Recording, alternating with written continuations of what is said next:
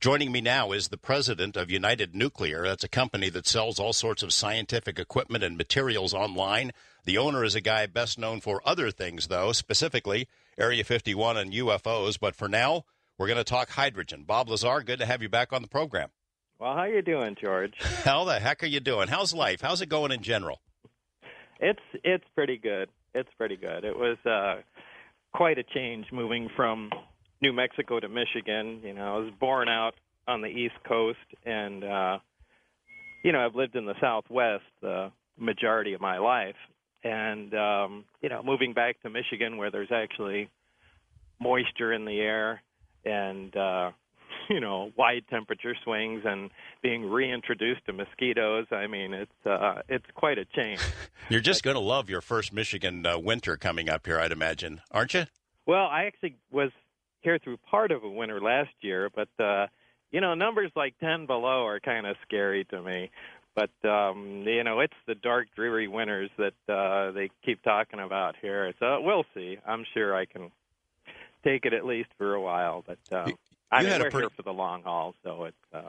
Well, explain to a lot of the viewers or listeners had sent in emails to me before the show. They wanted to know why you picked Michigan, why not the big city in Michigan if you're going to go up there and develop a hydrogen system. What was the deal on that?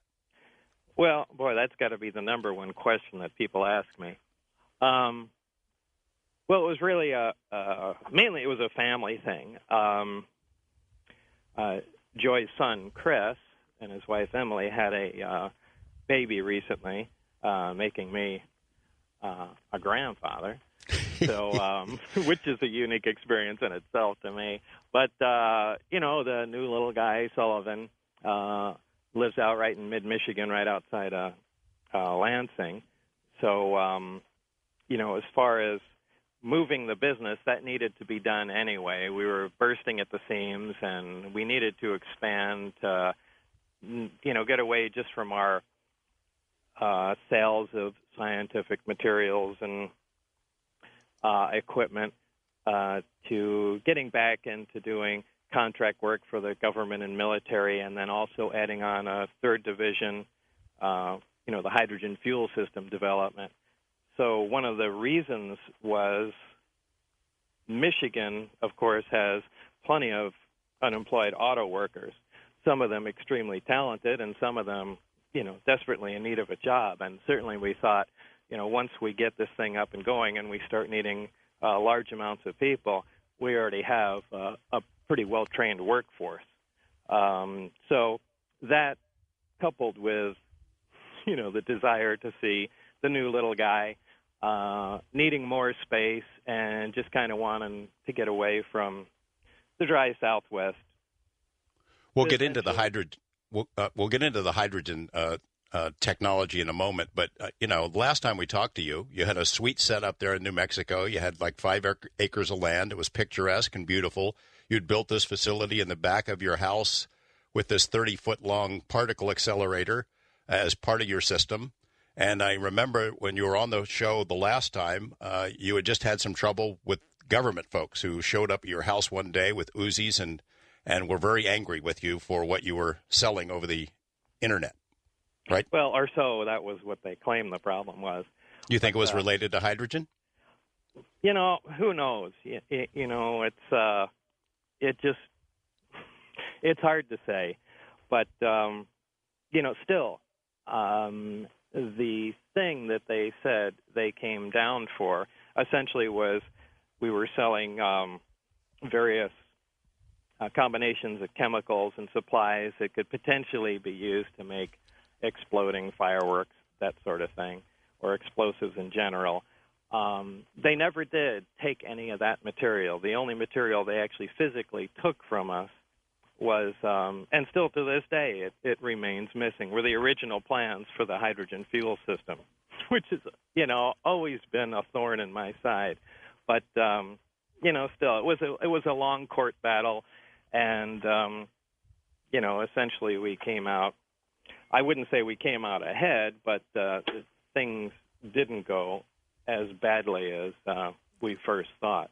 Well, you didn't go to prison. Didn't go to prison and didn't get hit with the $30,000 fine, which they had originally intended on hitting us with. Let's talk about the hydrogen system. Describe it for the listeners, how it works and what its potential would be. Well, the hydrogen, certainly running a car on hydrogen is nothing new. It's been done, by several companies, many individuals, and it runs basically like, running a car on any flammable gas, propane, natural gas, whatever. The only difference about, hydrogen is that hydrogen burns much, much faster. It has an extremely high flame front velocity. It almost detonates as opposed to burning evenly like, propane or natural gas does. Storing hydrogen is really the trick because it's a gas, and being a gas, to store it takes up a lot of volume. And you can store it in one of three ways. You can store it as a gas in compressed tanks, which means compressed gas in heavy tanks, like you would a welding setup, for instance, which takes a heavy tank, usually thick, high pressure, sometimes extremely high if you want to get any quantity of gas in there.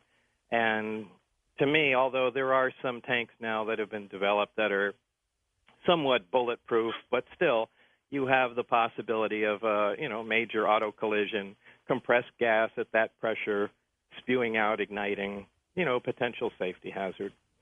The other way is liquefying it, where you get a much higher density, but now you're dealing with cryogenic liquid, extremely cold, and you still have all the problems of a collision. These require even more specialized tanks, Dewar tanks, essentially thermos bottles, if you will, on a large scale.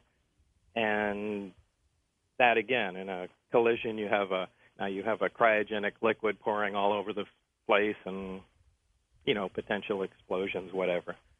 The third and most interesting way is storing it inside a metal hydride.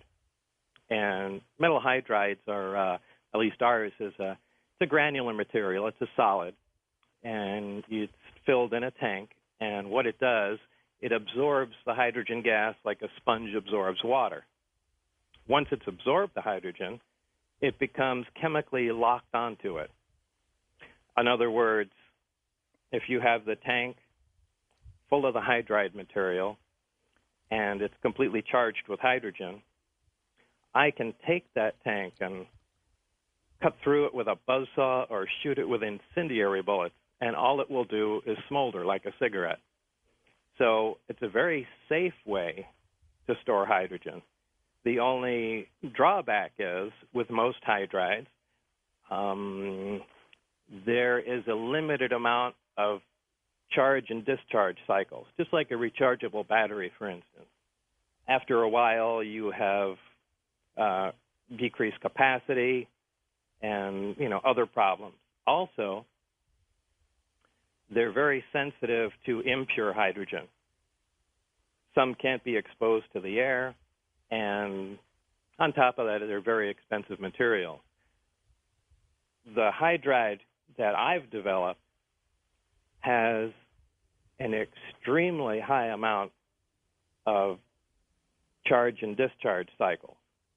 In fact, over a period of about 7 years, from virtually daily use, we've only lost 12% capacity in storage, which is phenomenal. Another benefit of storing it in a hydride is that the density of the hydrogen is actually greater than that as if you had a cryogenic setup or a liquid hydrogen. So it's really the ultimate way to store hydrogen.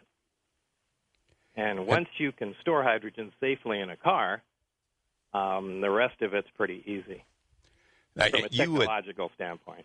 You had told me before, last time I saw you in New Mexico anyway, that your cars were running then on hydrogen. Are they still running on hydrogen? Well, they're not right now, and that's not because they can't. It's just because of practical considerations. I'm taking apart the tanks and equipment from there, getting ready to go into production and duplicate everything. But there's one vehicle left, a little Toyota Celica. That's the only vehicle we have that runs on hydrogen right now. But at one time we had a Corvette, Mitsubishi SUV. What else did we have running on hydrogen? Basically, you're saying, though, that, I mean, the use of hydrogen as a gas to run cars, that's no big deal. That's been proven. You've proven it. Your cars ran for a couple of years on it. Other people have proven it as well. What you bring to the table is this hydride storage system. Well, that and also the gas handling system and the way it works. How would I describe that? It's not just the hydride, but also the way the hydrogen is handled and burnt, and how this system interfaces with the existing vehicle. Hey, Bob, we're going to take our first break here with you, and we're going to come back and talk about why this is not on the market, what the impediments are to it. We're talking with Bob Lazar here on Coast to Coast. Stay with us, everyone. Thanks for being with us tonight, everyone. Think you're going to have a good time this evening. If you notice, that song, Tom Petty, was from 1989. In fact, all the songs we're going to play tonight, Jason Bowers, our engineer, and I picked up some good ones from that year, sort of to go along with the anniversary theme of tonight's show. I mentioned to Jason before we went on the air that, 1989, I was barely a teenager. You know, I'm kidding, of course. And I mentioned to him he must have been old back then. I imagine him wearing John Travolta-type white disco suits and Angel Flight pants, and asked him to send me some photos. And sure enough, they're too embarrassing to show, ladies and gentlemen. I do have one that I sent to Tim Binal. We might post it later, unless Jason wants to pay me off. Anyway, we're talking with Bob Lazar about his unique hydrogen hydride system and the promise that it holds to revolutionize transportation in this country and in the world. And when we come back, we'll get into the idea of why it is not on the market now. What's the big hang-up? Stay with us here on Coast to Coast AM. Welcome back to Coast. I'm George Knapp. We're chatting with Bob Lazar, president of United Nuclear, about his unique hydrogen fuel system. Bob, is this yours and yours alone, or other people have developed a similar thing?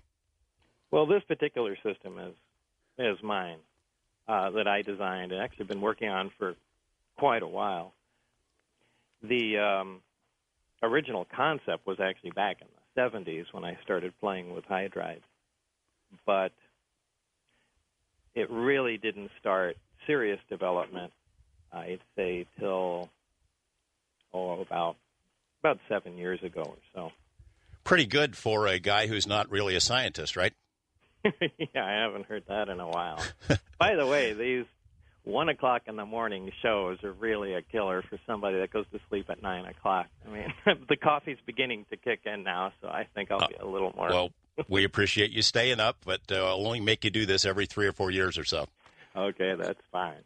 Well, describe for me the big picture. Let's say you could get this thing going, you could get it to the market. What does it do? How does it transform our transportation industry?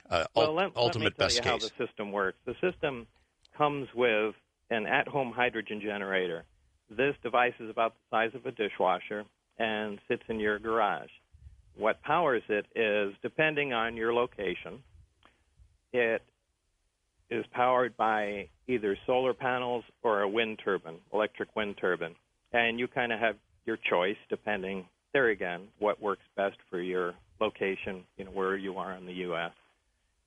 The system takes the electricity from the solar panels or wind turbine, uses that to break down water and produce hydrogen and oxygen. Nothing new.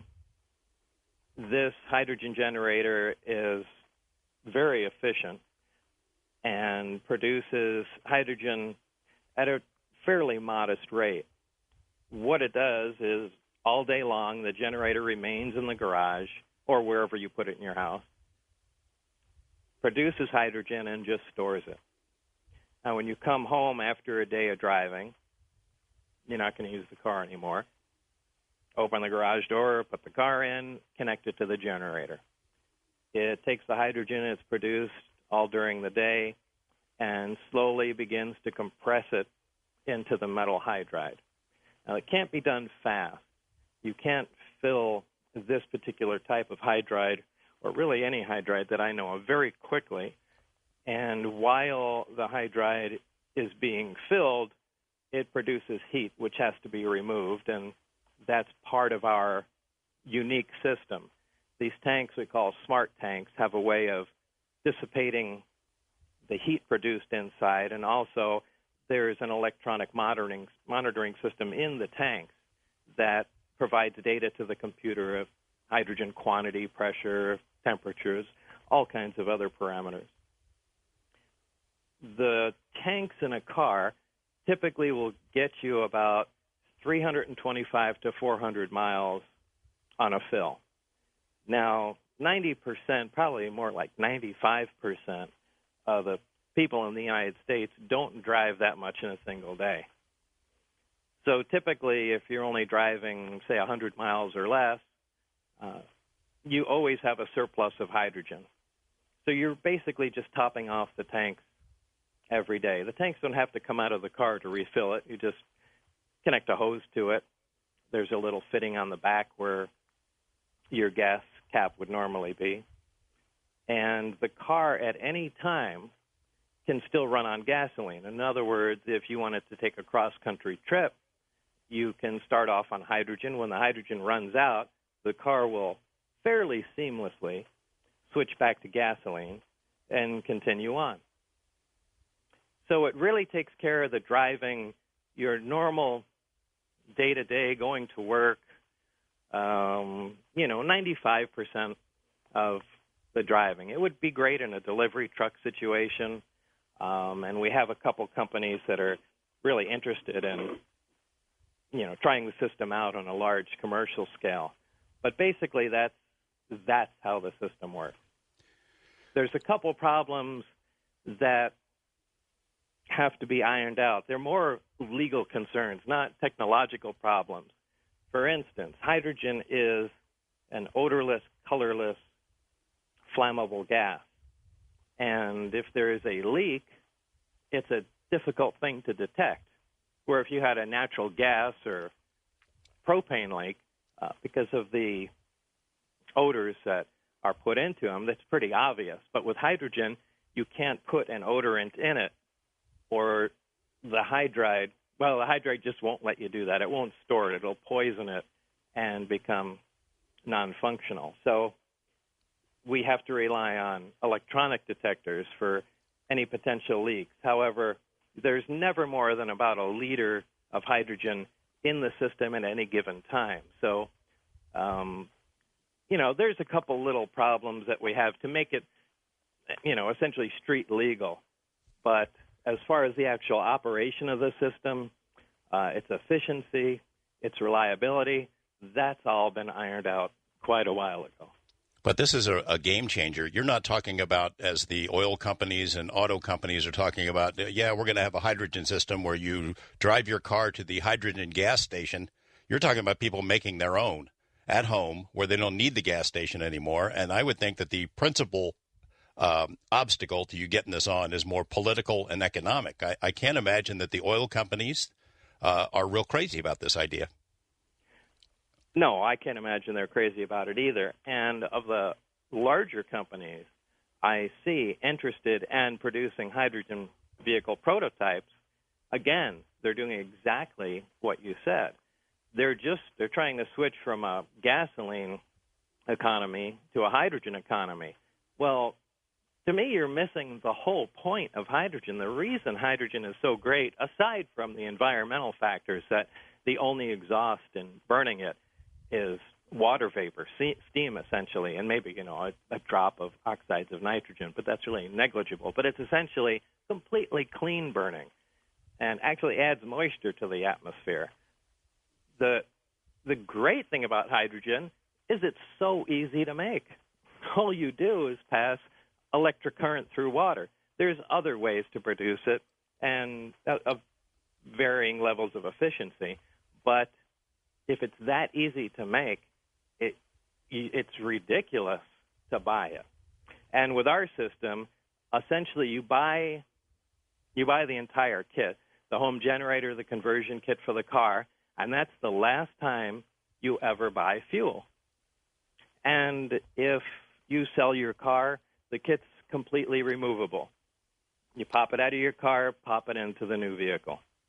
So I believe it's a great system. I'm obviously a big fan of it. I have quite a big list of people waiting for the kits to become available, and now it's just a matter of production. I would think that the oil companies would send hitmen to take care of this, or worse, they would send teams of lawyers to tie it up forever, because it basically puts them out of business. I mean, the potential for economic disruption, I guess, from their perspective, it would be tremendous. Well, you hear all kinds of stories like that, and I always poo-poo the government conspiracy guys, and and until little things start happening. I had somebody from a government agency, and the reason I don't want to say who it is I don't want to start a fight right now. Because, you don't want to antagonize them so they come knocking on the door again. Yeah, well, they already did, and their comment was verbatim. We were speaking about the hydrogen car and looking at it, and his exact words, which really shocked me, was, "Now, you really don't think you're going to be allowed to get this on the road, do you?" Now, it really took me back because I thought we were past that. And, why would a government agency have anything to, well, boy, I could just ramble on here. I'm not going to. Well, you don't want to get yourself antagonize them, right. But boy, you guys have to see this benefits you too.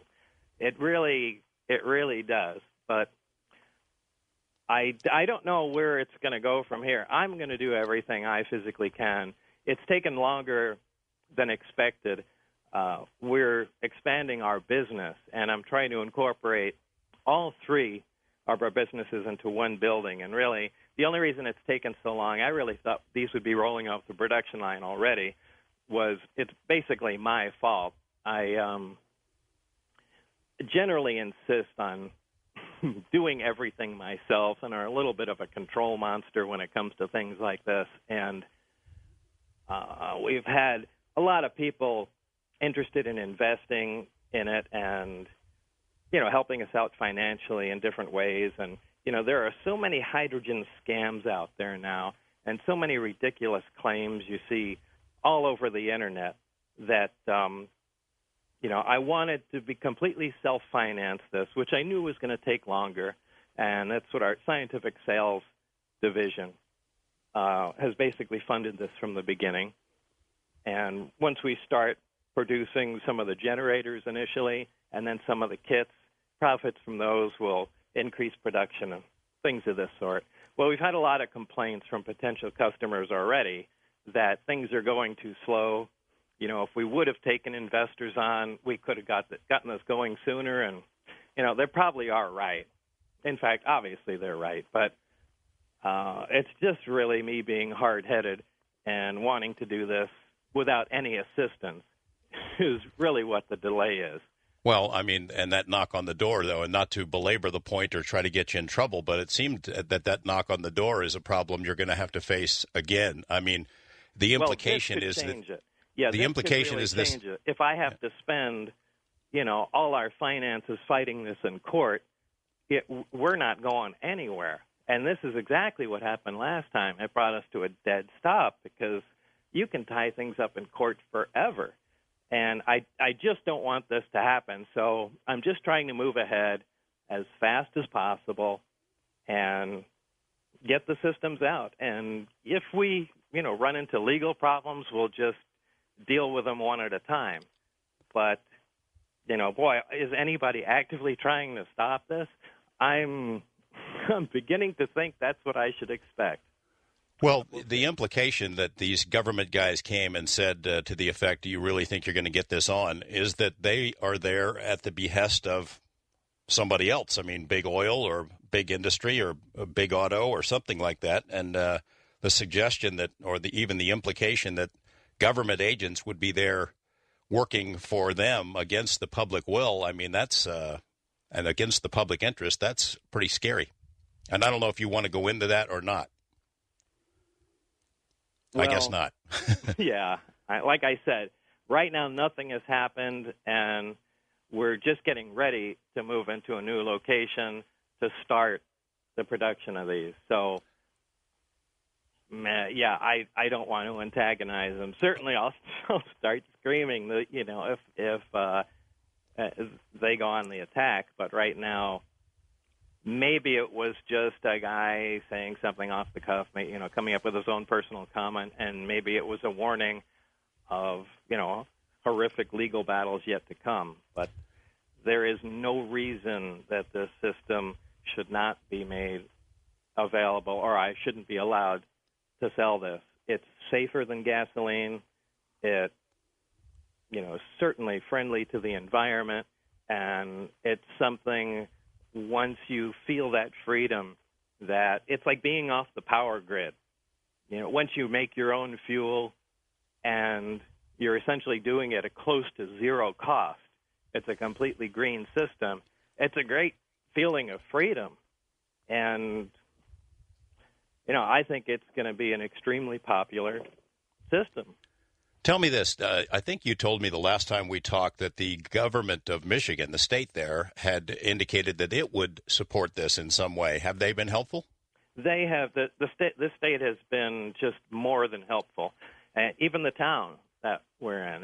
When we first moved here, they did everything they could to make everything go smoothly. They even got the local colleges to interview and hire people for us.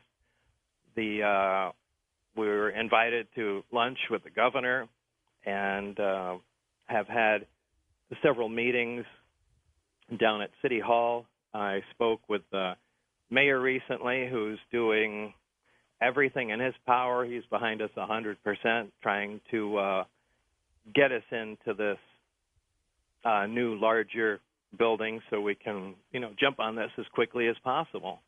So, talk about assistance. They are the most helpful local government I've ever come across, and this is certainly in contrast to New Mexico, which seemed to do everything in their power to thwart anything we were doing. Well, I would think that if, given the power of the auto industry in Michigan and the political power, that if the state and the local governments are helping you, that maybe the auto industry itself is not necessarily opposed to the idea. I mean, I guess it doesn't matter to them what fuel works as long as it keeps them in business. Maybe so, and hopefully that's true. Anything else you want to say to the listeners on this topic about how they could help you in this regard, help you get it on? I don't know how they could help at this point. But, I mean, public support has to count for something on this. Yeah, it does. There's no place to, do a letter writing campaign or anything like that. It really just remains to be seen how things are going to go. If we're just going to be allowed to operate like any other business, or, we're going to be hit with a sledgehammer every time we try and move forward. It's going to happen soon, so we'll see exactly how things progress. But right now, it's just a matter of financially being able to get into a new, larger location and get things moving on the limited budget. But I know it's like I said, it's something we should have already been in production and had things moving. But I'm pretty sure that somewhere in January and February, we'll start firing up some of the new prototypes and hopefully have at least the generators going into production in the very near future, and that will be followed very shortly by the car kits. And certainly in the future, there's also, as your hydrogen generator produces surplus hydrogen, home generators for backup electrical power, and you can run everything from your gas stove to heating and cooling units on it. So there's a lot of potential down the road aside from automotive applications. So I'm pretty excited about it. And well, awesome. If you run into some trouble, you have an open invitation to come back to the program and scream to high heaven if you want, and we'll see if that helps. I want to ask one other question before we go to the break and shift gears. The last time we talked, you had a really interesting episode because of something you were selling over. We don't have time for that. I want to get into the polonium thing, and then we'll bring on John Lear and Gene Huff. Stay with us, everyone.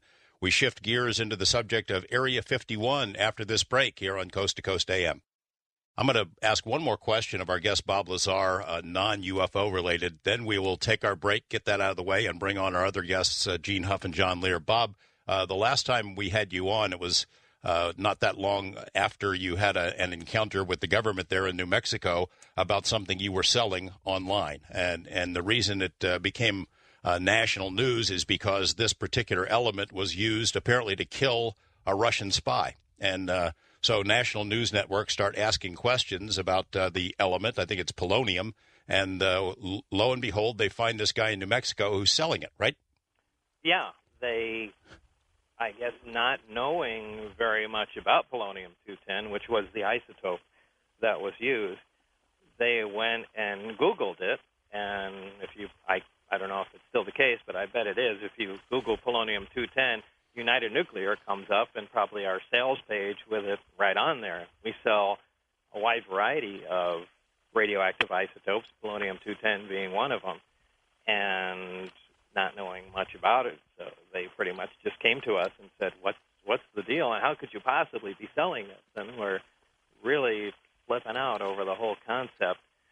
But it, as it turns out, the quantities that we sell and are permitted to sell are so small, you would have to spend $30,000 or $40,000 and take a year of your time trying to mine the little invisible specks of the isotope out of the plastic disc that they're in, and collect them all. And you couldn't even buy that quantity from us, nor could you physically remove the material to poison somebody with. So what they were concerned about was pretty much impossible, and it's legal to sell the material. It just is one of those things that sounds scarier than it is.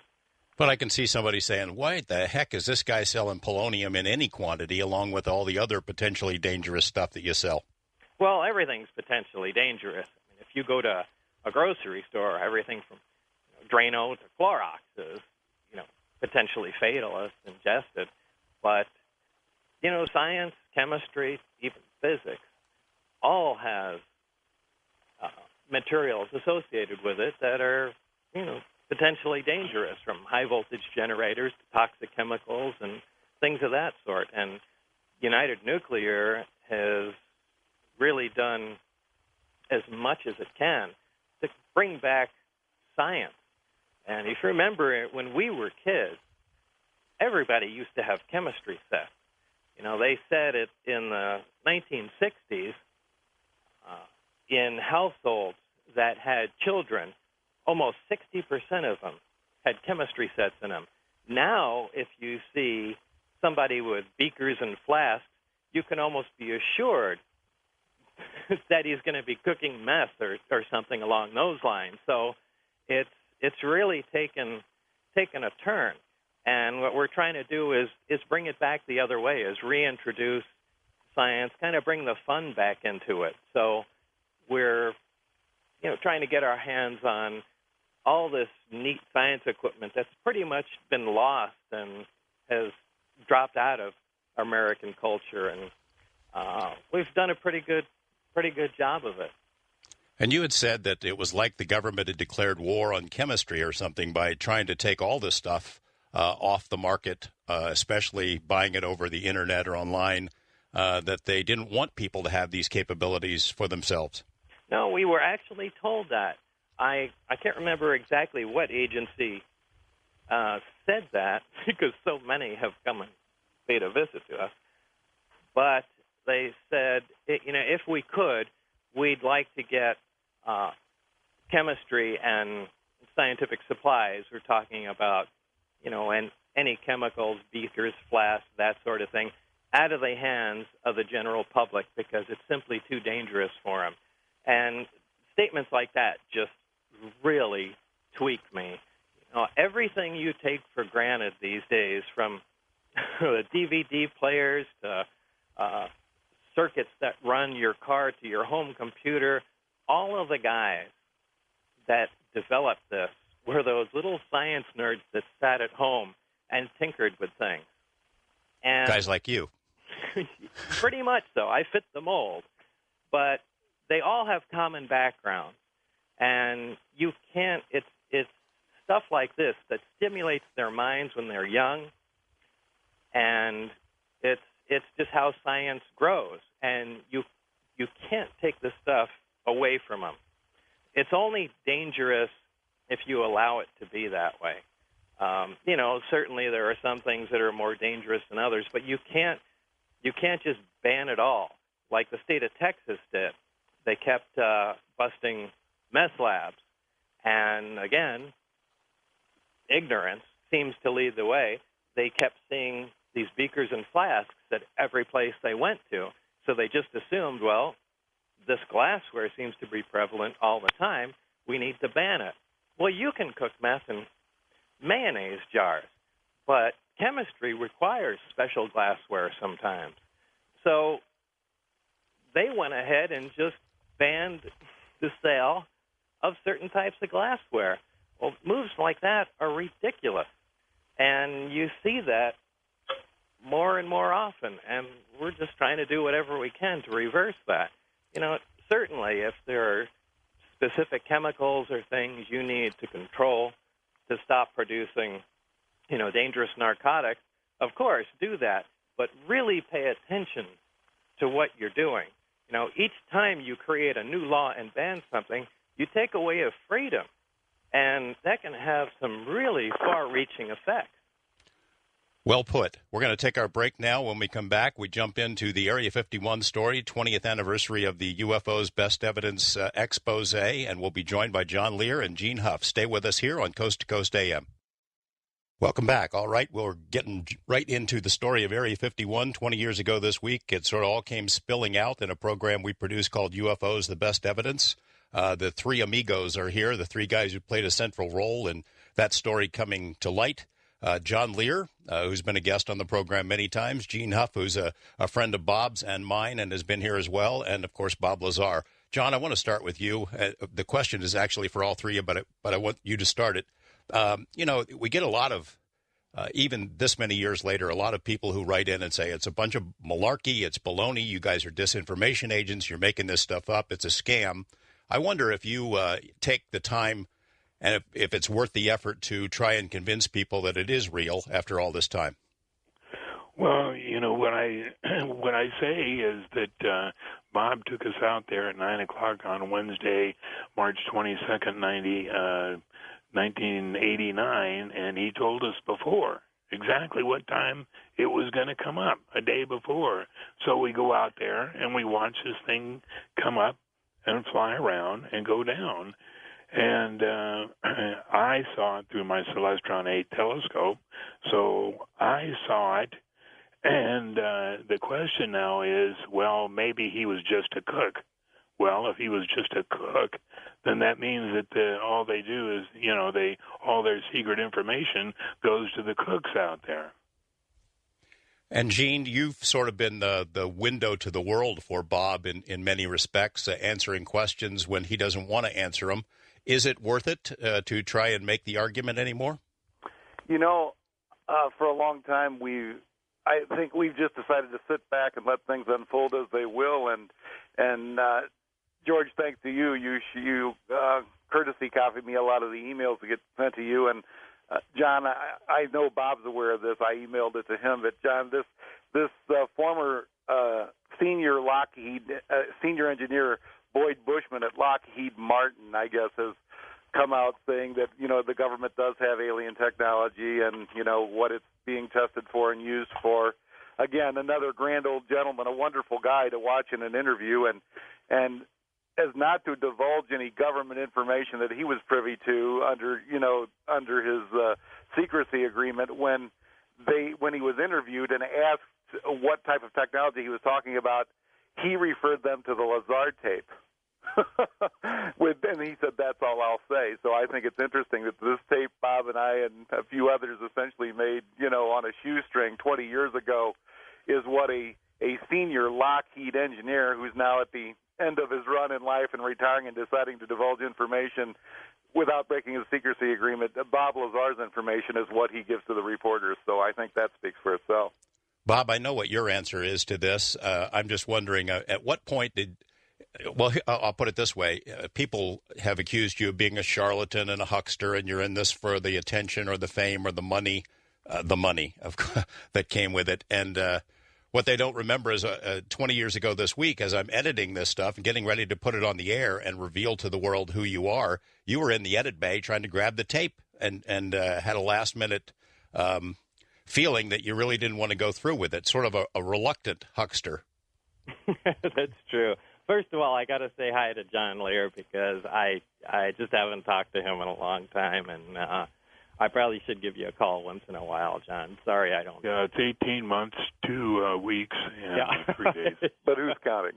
And I do have to say one thing. I mean, generally, I give John a lot of crap because I think he's crazy at certain times. But once again, and this has happened before, on a particular topic, I think years and years ago, John had mentioned, aside from his claims that there had been extra flights to the moon and people are out there all the time, that there was water on the moon. And I remember, laughing and I'm going, Dan, that's just ridiculous, and shut up. And it's just another Learinism or something along those lines. But here it is, 2009, and they've confirmed that there's water on the moon. So I'll say it publicly, John, you were right. George, I hate to say how sane John has become in recent months and years, but a few weeks ago when I found out NASA was going to bomb the moon to check for moisture content, I made the call to John Lear and said, okay, now, John, why are they really bombing the moon? I mean, what an opportunity for a conspiracy story. And all John said is my back hurts from my operation a year ago, and I think they're just checking for moisture content. So I was never so let down searching for a John Lear conspiracy in my life. I don't think the world is ready for a sane John Lear, so let's just leave it at that. But I'll go back to the question. Well, do you get hassled about it, Bob, still? People stop you and ask you about it, and they say, yeah, well, where's your school records, and why didn't you prove this? Well, I am so tired of – first of all, I don't chase the topic. I don't pay attention to it. For the people that think that this is some kind of hoax or whatever, the only thing I can say is, number one, it's an incredible story, and if you don't believe it, good for you. Because, quite frankly, if the tables were turned, I couldn't believe it either. I mean, you have to take things with a scientific approach and be as skeptic as possible. I can't present enough evidence, again, if the tables were turned, to satisfy my needs to say, yeah, that absolutely happened to this guy. And it's just not physically possible. I can't take people there, as I've said before. I didn't come out with much evidence, and there's, considerable amount of disinformation that have been splashed around concerning my name and, events, things I've done, and whatnot. So it's a hard uphill battle. So, again, all I can point out to is, number one, the events did occur exactly as I say. Number two, if you think I did it for attention, you obviously don't know me, because I do everything I can to stay away from – I'm not out doing UFO talk shows. Well, this, of course, is one, but it maybe once every 3 years I'll do it if I'm bugged enough, only because we're friends. But I'm not on the UFO circuit. I don't, attend these conventions or sell things, so on and so forth. I really just want to be left alone to do my work. So as far as being in the public spotlight, I hate that. If you think it makes money, again, you don't know much about it. There's really no money to be made. If anything, it is real difficult to overcome the stigma of being the UFO guy. We do government contract work and consultation for many companies, and it's a difficult thing to have that hanging over your head. Hey, aren't you that guy that thinks that there are aliens somewhere? Yeah, that's me. And they have second thoughts about us developing a product for them. But so, if anything, I would say it's had an overall negative effect. So there's really no motive to do this. I certainly have better things to do with my time, and I have such limited time as it is. Like I said, I don't even want to be involved with the topic, although I feel extremely privileged that I was at that time, and in some respects miss it. George, before Bob turns the entire universe off of ufology, yeah. I'd like to interject that with the advent of Bob Lazar, the world has turned. 20 years ago, I didn't hear the Vatican commenting on life elsewhere, and I think everybody in the country, we saw the AP story. It was on the front page of the Review Journal here in town about the Vatican, calling a gathering of world scientists together to examine the possibility of extraterrestrial life and see how it fits into their perception of God's children. I don't think that was happening 20 years ago. 20 years ago, certainly Edgar Mitchell, the sixth man on the moon, a PhD in astronautics, was not on the record, at least, as saying that he had any knowledge. After doing his own investigation, which included coming here to Las Vegas and speaking directly with Bob Lazar, I was there at that meeting. Now Edgar Mitchell is on the record. I think there's even a video clip of him at the beginning of the movie, The Fourth Kind on abductions that came out this past week. There's a clip of Edgar Mitchell. And here is a brilliant man, a scientist, a NASA astronaut, sixth man on the moon, saying that he has seen sufficient evidence to his satisfaction that there has been life from elsewhere that has visited Earth, and the U.S. government's covering it up. So a lot of this started, as egotistical as it sounds, with UFOs the best evidence and with the Bob Lazar story 20 years ago. So whether clearly Bob hasn't been actively involved in putting this forth and bringing it to the limelight, but the world is turning, and it began with him. Bob, back to you for a second. I remember there was a point where you reached that you sort of gave up on trying to convince people that it was real. Of course, there were questions about your background, your schooling, your employment record, and we'll cover some of that ground over the next couple of hours. But at some point, you just said, well, what's the point? I'm never going to convince people who don't want to believe it because you can't take them out there and show them the craft or beings or anything like that. There's always going to be another question, right? Right. But again, I don't pursue that. I don't try and convince anybody of anything. I really just let it be. As far as people asking me questions, I get those constantly, and there's a point I do have to make. I'm not involved with them, but on Facebook and MySpace and these other social networking things, there are, to my surprise, a countless number of Bob Lazar impersonators. And I go on these sites and click on these Bob Lazar links. There's pictures of me, and there are people that are fielding questions as if they're me. It's mind-boggling. But I really do have to say, if anybody is going on these sites and asking questions and getting answers, it's not me. I'm never on those sites, and the only place you could ever contact me would be at unitednuclear.com. And, I have limited time to answer emails, but I do get UFO questions here and there, and, kind of throw them on the side, and over time do answer them, but really be very skeptical of anybody that says that they've contacted me or I've responded to emails on any of these social networking sites, because it's not me. One of them, I think, is the guy's name is UFO Badass or something, and there's even sites that claim that my wife put up this site, and that's why it takes a little time to get answered. I mean, all of this is complete bunk. I'm not on any George? of those things. Hey, it's like you're Elvis. You have Bob impersonators, like Elvis impersonators. John, we need to take a break. We're going to come back and jump into this with you and how your life has changed because of this story coming out. And speaking with our guests, Gene Huff, John Lear, Bob Lazar. Don't go away. This is Coast to Coast AM. We're talking about an anniversary this week when Bob Lazar first revealed himself to the world in a program that we produced here. He's our guest along with John Lear and Gene Huff. And there's another name that plays into this in a big way, and that is Edward Teller, known as the father of the hydrogen bomb. He was sort of there at the beginning of this Area 51 story. When we come back, we'll jump right into that. Don't go away. This is Coast to Coast AM. Welcome back to Coast to Coast. My guests, John Lear, Gene Huff, Bob Lazar. This past week, there was a really great UFO conference here in town, the Crash Retrieval Conference, and one of the papers that was presented was about Edward Teller, and it had to do with some UFO documents, supposedly about Teller's knowledge of the program. The paper basically debunked the papers as being frauds.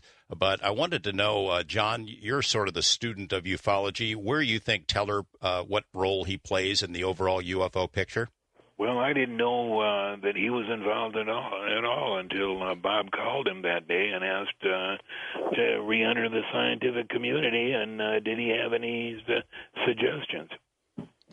Bob, that is where your involvement really starts. You're at Los Alamos, and you see this guy sitting around. Tell that story.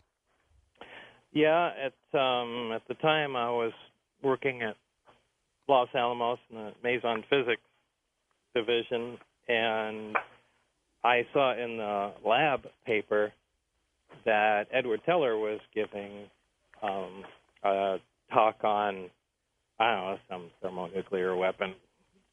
SDI, wasn't it? What was that? Wasn't it on SDI? Oh, yeah, I think it was. Gene remembers more of this stuff than I do, and it's my life. That's my position. That's why he's here.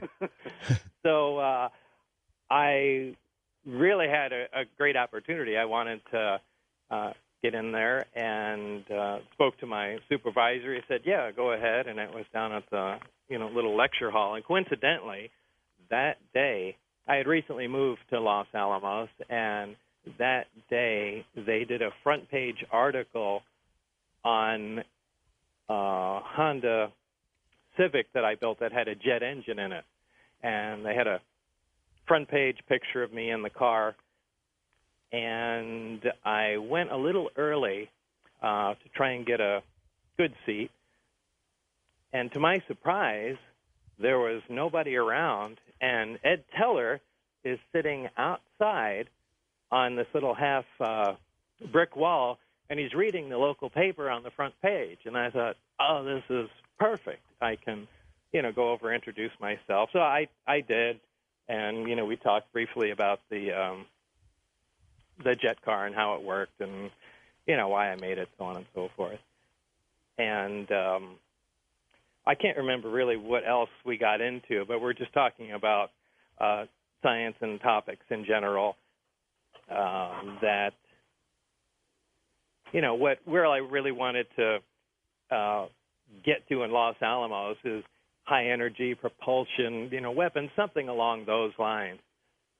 And fast forwarding to many years later, when I wanted to get back into science, I left Los Alamos to start my own company and then kind of drifted away, doing various off-the-wall things, and really wanted to get back into it, living out in Nevada now, and with the nuclear test site up there, and at that time it was still running, doing underground testing, I started sending out resumes to, everybody, back to Los Alamos again, seeing if I could get into some of the weapon development or testing, and also to Livermore, to Edward Teller. And in that letter, I referenced our meeting and discussion in Los Alamos. And some time went by, and to my surprise, Ed Teller responded. And it was from that initial meeting is what really set everything in motion. He's the guy that recommended I can't remember if that was the first or second time, but it was certainly his recommendation and direction that got me into that job at S4. Well, people have a hard time believing that. Oh, heck, you got to be making it up. What does Edward Teller have to do with UFOs? And then after those programs aired here, of course, there was a lot of interest in your story, and some folks from a tabloid TV show tracked down Edward Teller. Gene, pick up the story from there. You remember what that interview entailed? Well, they asked him if he knew what propulsion systems he was aware of as far as interstellar travel, and he went through the normal ones, fission and fusion, and they began to ask him about gravity propulsion and antimatter, and he said he just cut them off abruptly and said, look, these things are not interesting. Even though they were filming him, he didn't know it. He said, if you ask me about these things on camera, I'll refuse to answer. He was really a curmudgeon in his later years, and they also asked him if he knew Bob Lazar, and they said, well, if we ask you if you know Bob Lazar, could you answer us? And he said, look, so they said, do you know a person named Bob Lazar? And he immediately said, no, I don't believe I've ever heard the name. Now, this was roughly an 85-year-old man. If I asked you if you knew Joe Blow, you'd have to say, well, where would I know him from, or what period of my life? Give me some direction. He immediately said, no, I don't believe I've ever heard the name. And Lazar is actually a pretty common name. But anyway, it was curious that how he instantly said he had never heard the name and that he didn't know Bob Lazar. But then he said if they asked him that on camera, he would sit silent because he didn't believe it was interesting to anyone. So, well, that's odd. Yeah, it's odd behavior. John Lear is, you intimated to me, I think in late 88 or early 89 that you knew a guy that worked out at Area 51, and he knew something about flying saucers, and you sort of teased me with it. That was right after I believe you first met Bob, or maybe had gone out to see the test flight. Have you ever had doubts about his story, though? You know what the questions are. You know what the weaknesses in the story are, and we'll cover some of those. But did you have to wonder at some point, is this guy pulling my chain? No, never. Never even gave it a thought. Because I was there from the beginning. I mean, I was there from when Gene and Bob came over to my house to Bob was going to measure it to make an appraisal, and the guy that was holding the other tape of the other side of the tape measure was Bob Lazar, and the deal was that Gene would do the appraisal if I would give him a copy of all my UFO stuff. And as we sat talking about it, Bob was just rolling his eyes. He couldn't have expressed his disgust more than he did. I mean, he said, this is ridiculous. I had the highest clearance you can get at Los Alamos. If this were true, I would have known about it. So I was in from the very beginning there. And then in the next 4 months, we told him three things that nobody could have known of that unless they were at Los Alamos. And we told that to Bob. He checked it out. He found they were all three true, and then that's when he made his decision to re-enter the scientific community and try and get a job up at Area 51. By the way, George, back on Edward Teller, I remember when Teller called Bob, verify if this is true, I think he told you that he was no longer active, and he was just working in a chief consultant capacity. That's didn't he? correct. Yeah, so Teller never claimed to be actively involved in the program in any capacity. Well, he did say he was no longer involved in consulting. So obviously, if he was no longer involved at one time, he was. Yeah, right. That certainly implies he was doing something. But what his actual function was, that still would have made his word count for something. You know what I mean, as far as referring someone to the program. If he obviously carried a lot of weight. Yeah. And you would expect him to. Hey, George, could I ask John a question? This Boyd Bushman, the guy, the Lockheed engineer, he also said in this interview that he was aware that Area 51 was moving to Tooele, Utah. Did you ever hear that? Duella or Tooele? No. Oh, anyway, I just thought you would be the guy to ask. But you did say that you thought Area 51 had been moved somewhere, right? Yeah. Not Area 50. We know Area 51 is still there and functioning, but not in its previous capacity, probably. It's south of there's two of them. There's one south of Wendover, and there's one in the middle of the test site between it's between Groom Lake and Tonopah, called Zandia. Well, I know of one thing that's at Tooele. It's a giant plant where they used to burn biological and chemical weapons. And the reason I know that is because I got taken into custody one time when we were working on a story there. And they didn't like the fact that we had cameras, so they hauled us in to see who we were and what we were up to. So it's not without its government facilities and secure facilities. Where is Tooele? It's right in the middle of Utah. It's, I think, south of Salt Lake City. I'm sorry, I'm pretty bad with geography, but it's right in that general area. It's near Dugway, I know, because we were working on a story about Dugway at the same time. Mm-hmm. Let's go back to the obvious questions, Bob, that have been raised many times. People tend to forget that they were addressed in the very first report that aired about you. A lot of folks cite Stan Friedman and say, look, Stan Friedman proved you're a fraud. He looked for your academic records and he couldn't find them. And I applaud Stan for at least doing the legwork and trying to track down the story, because a lot of other people have just proclaimed it's false without doing any of the work. But people forget that was revealed in the very first story, that you couldn't verify parts of your background, in particular about the education. And this is why I came to you. This is apparently, like you said, people, they hear fragments of the story and then just fill in the blanks themselves. But I'm the one that came to you with this information, saying, I have seen systematically portions of my background evaporating, everything from birth certificates to, school records and work records, and I'm beginning to get concerned that the next thing that's going to evaporate is going to be me. And I said, I know this sounds like something out of Mission Impossible or a ridiculous television show, but this stuff is in fact happening. And this was one of the reasons why I decided to come forward, because I was genuinely concerned about my life at that time, and certainly John and Jean, the two people that were around at that time.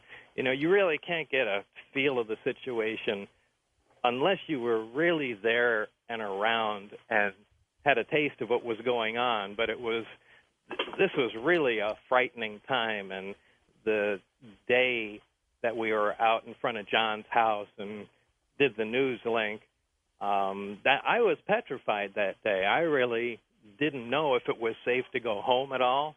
And the only reason I went ahead and said anything on the air really was just to protect my life at that time. Certainly I felt it wasn't fair that this was all being kept a secret, but it was much more of a selfish reason. If it wasn't for that, I probably would never have said anything. It certainly hasn't been worth the repercussions. But George, could we re-examine that Stanton Friedman allegation also? And first of all, I don't want to take anything away from Stanton Friedman. He was out there chasing Freedom of Information Act government documents and taking the high road. I mean, he's a grand old gentleman, and I don't dislike him. However, how that story unfolded is Stanton heard all of these things about Bob Lazar, and Bob said, yes, I worked at Los Alamos. And, of course, you know that he worked for Kirk Meyer, who was a subcontractor at Los Alamos, but he said, I worked at Los Alamos. Well, Stanton Friedman heard Bob Lazar worked for Los Alamos, so he called a friend of his and said, hey, do you have any record of Bob Lazar working for Los Alamos? And the guy looks and no, there's no Bob Lazar working for Los Alamos. So Stanton Friedman puts out a news release, Bob Lazar never worked for Los Alamos. Well, Bob never said he worked for Los Alamos. He said he worked at Los Alamos. And then once we straighten Stanton Friedman out of that, he goes, okay, and now he wants the next thing served to him on a silver platter. So, but the fact that he just made a call and said, did Bob Lazar work for Los Alamos? The guy said no, and then he doesn't take it any further, makes me wonder about some other investigations Stanton Friedman did. If that was investigation, it wasn't very thorough investigation. Well, he did some other stuff. I mean, he checked with MIT and Caltech, and he got the same results that we got. No records that Bob was there. And Bob, you and I have had this conversation in person, and and I've expressed to you that I always thought that was the weakest part of your story, primarily because I could see you being a whiz and in science classes at MIT, Caltech, but I couldn't see you ever sitting through the other kinds of classes you'd have to take, English Lit or something like that, to get a degree. I just couldn't. Well, go ahead. Well, I just couldn't see it. And then the corollary to that people raise all the time, well, why can't you tell us who your professors are? Where's the classmates? Why don't you show us somebody that you were in school with? Well, first of all, somebody I was in school with, you met somebody I was in school with. When UFOs, the best evidence came, that guy flew up from, I don't even remember where he lived at that time. But if you recall, you met somebody immediately. We interviewed him at a Desert Blast event. And no, Jim he was never at Desert Blast. I think he came. You met somebody else at Desert Blast, but the one that came up, specifically for that reason from the East Coast, I think he was living out on Long Island, came up and introduced himself, and he didn't know what all the fuss was about, but verified I was there for at least some amount of time. And George, you sent me the email with the excerpts from the scientist for the Department of Energy up at Rocky Flats in Colorado, who said he remembered seeing and meeting Bob Lazar. He remembered his sense of humor. He remembered when Bob worked at Los Alamos. So people, okay, let's say Bob never even went to elementary school. He's just a bright guy. He never went to school at all. The fact is, you have met and interviewed and gotten information from numerous people throughout the years who saw Bob at Los Alamos. Bob got you into Los Alamos, and you've spoken to people who worked with him there, and then complete strangers contact you going, oh, by the way, I'm a scientist for the DOE, and I remember Bob Lazar. So, I mean, even if Bob never went to school, he worked as a scientist at Los Alamos. So, I don't know how you correlate that. If you think Bob didn't go to school, I don't know how you think he worked as a scientist at Los Alamos. Well, that's what I've always said, is that for me, the central issue or fact might have been his employment there. And Los Alamos gave me the runaround over a couple of years, saying that they'd never heard of him. There's no record. And, of course, we had the front page headline that identified Bob as working there as a physicist. We had the entry in the phone book. Kirkmeyer confirmed to me that they had hired him to work there. Eventually, we got a paper trail that he was, in fact, there. And it just figures that if he worked there in a scientific, technical capacity, that he had to go to school somewhere. They don't just hire people off the street. But proving it is another matter. Well, the main question people ask really is about Los Alamos or me actually being at Area 51 or S4. I think the people that are skeptical of the whole thing, or people that are skeptical up to a certain point, they go, okay, well, you did this. Maybe you did work at Los Alamos, but there's no way you were at Area 51. There's no way you were up at the test site. Well, in secure areas, it's really difficult to prove that, aside from having a buddy who you would have worked with, if you worked up at the test site, if you worked in, all of that stuff there is relatively classified. You need at least Q clearance just to be on the site. How could you prove it? What would you do? It's really it's really an impossible situation to provide enough evidence. Let me say here, a year and a half ago, I had my 65th birthday, and I had about 25, 30 people, and they were people from the test site that I knew there. I flew up at the test site. I flew for Department of Energy, the B-26, the OV-10, and what else did they have around there? Hey, John, I'm going to ask you to hold that thought. That music tells us we need to take a break. We'll pick it up when we come back after the break with Bob Lazar, Gene Huff, and John Lear. Stay with us on Coast to Coast AM. Thanks for being with us, everyone, tonight. We're sort of in the thick of things right now with my guests, Bob Lazar, Gene Huff, and John Lear. We're going to take this break and get it out of the way, and when we come back, I want to get into one of the most mysterious, weirdest parts of this entire scenario, and it's something called Element 115. Don't go away. This is Coast to Coast AM.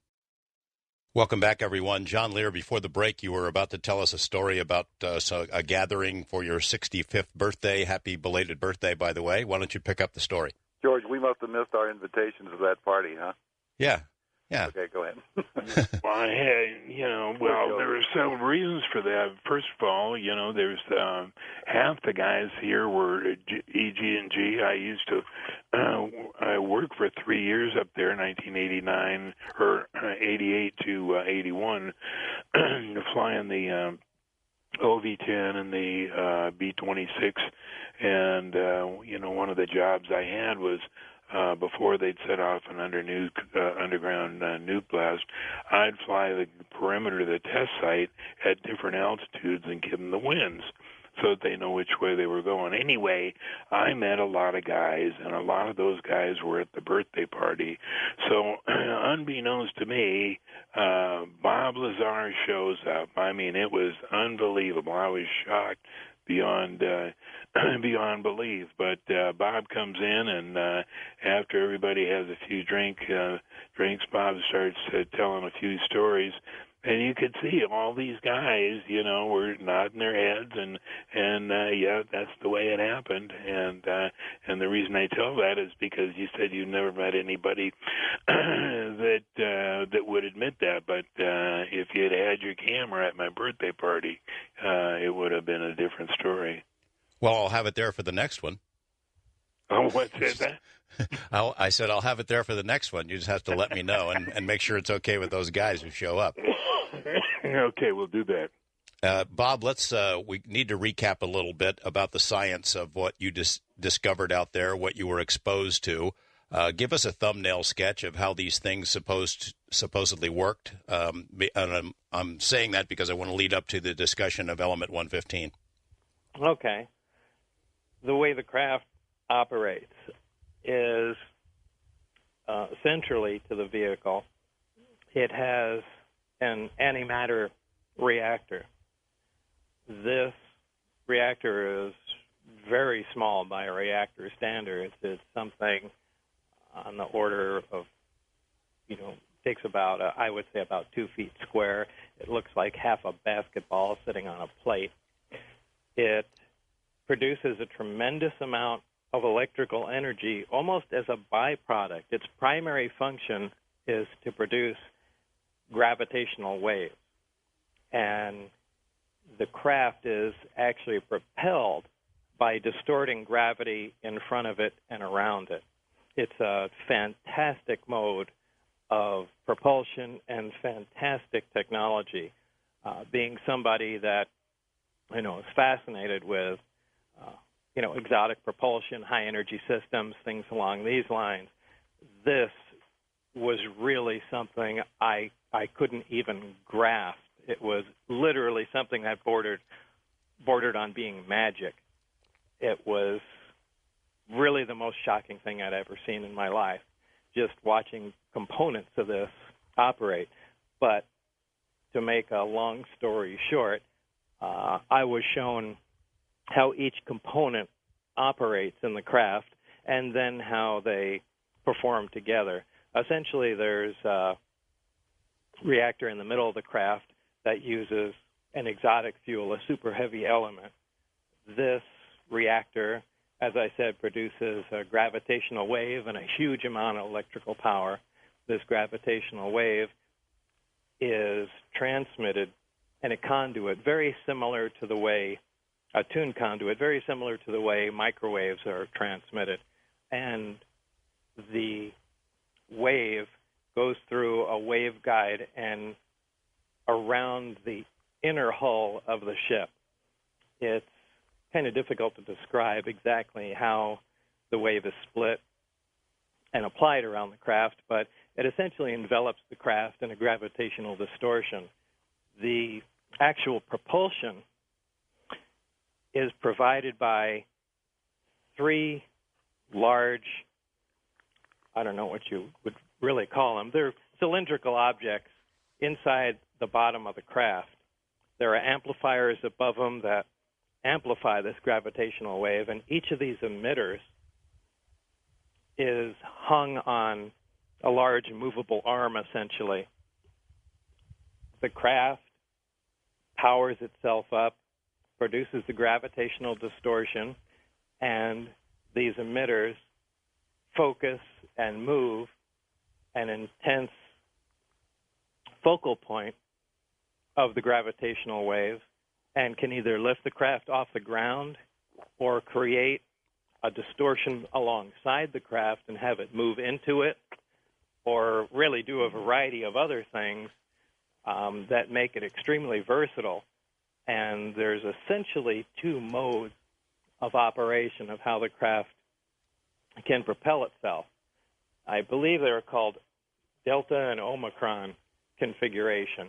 Omicron configuration is where the craft is essentially lifted just using a single emitter, a single gravity amplifier, if you will, and the other two emitters are focused out in front of the craft, creating a small distortion in space-time, essentially. And the best way to describe it is, the old bowling ball analogy.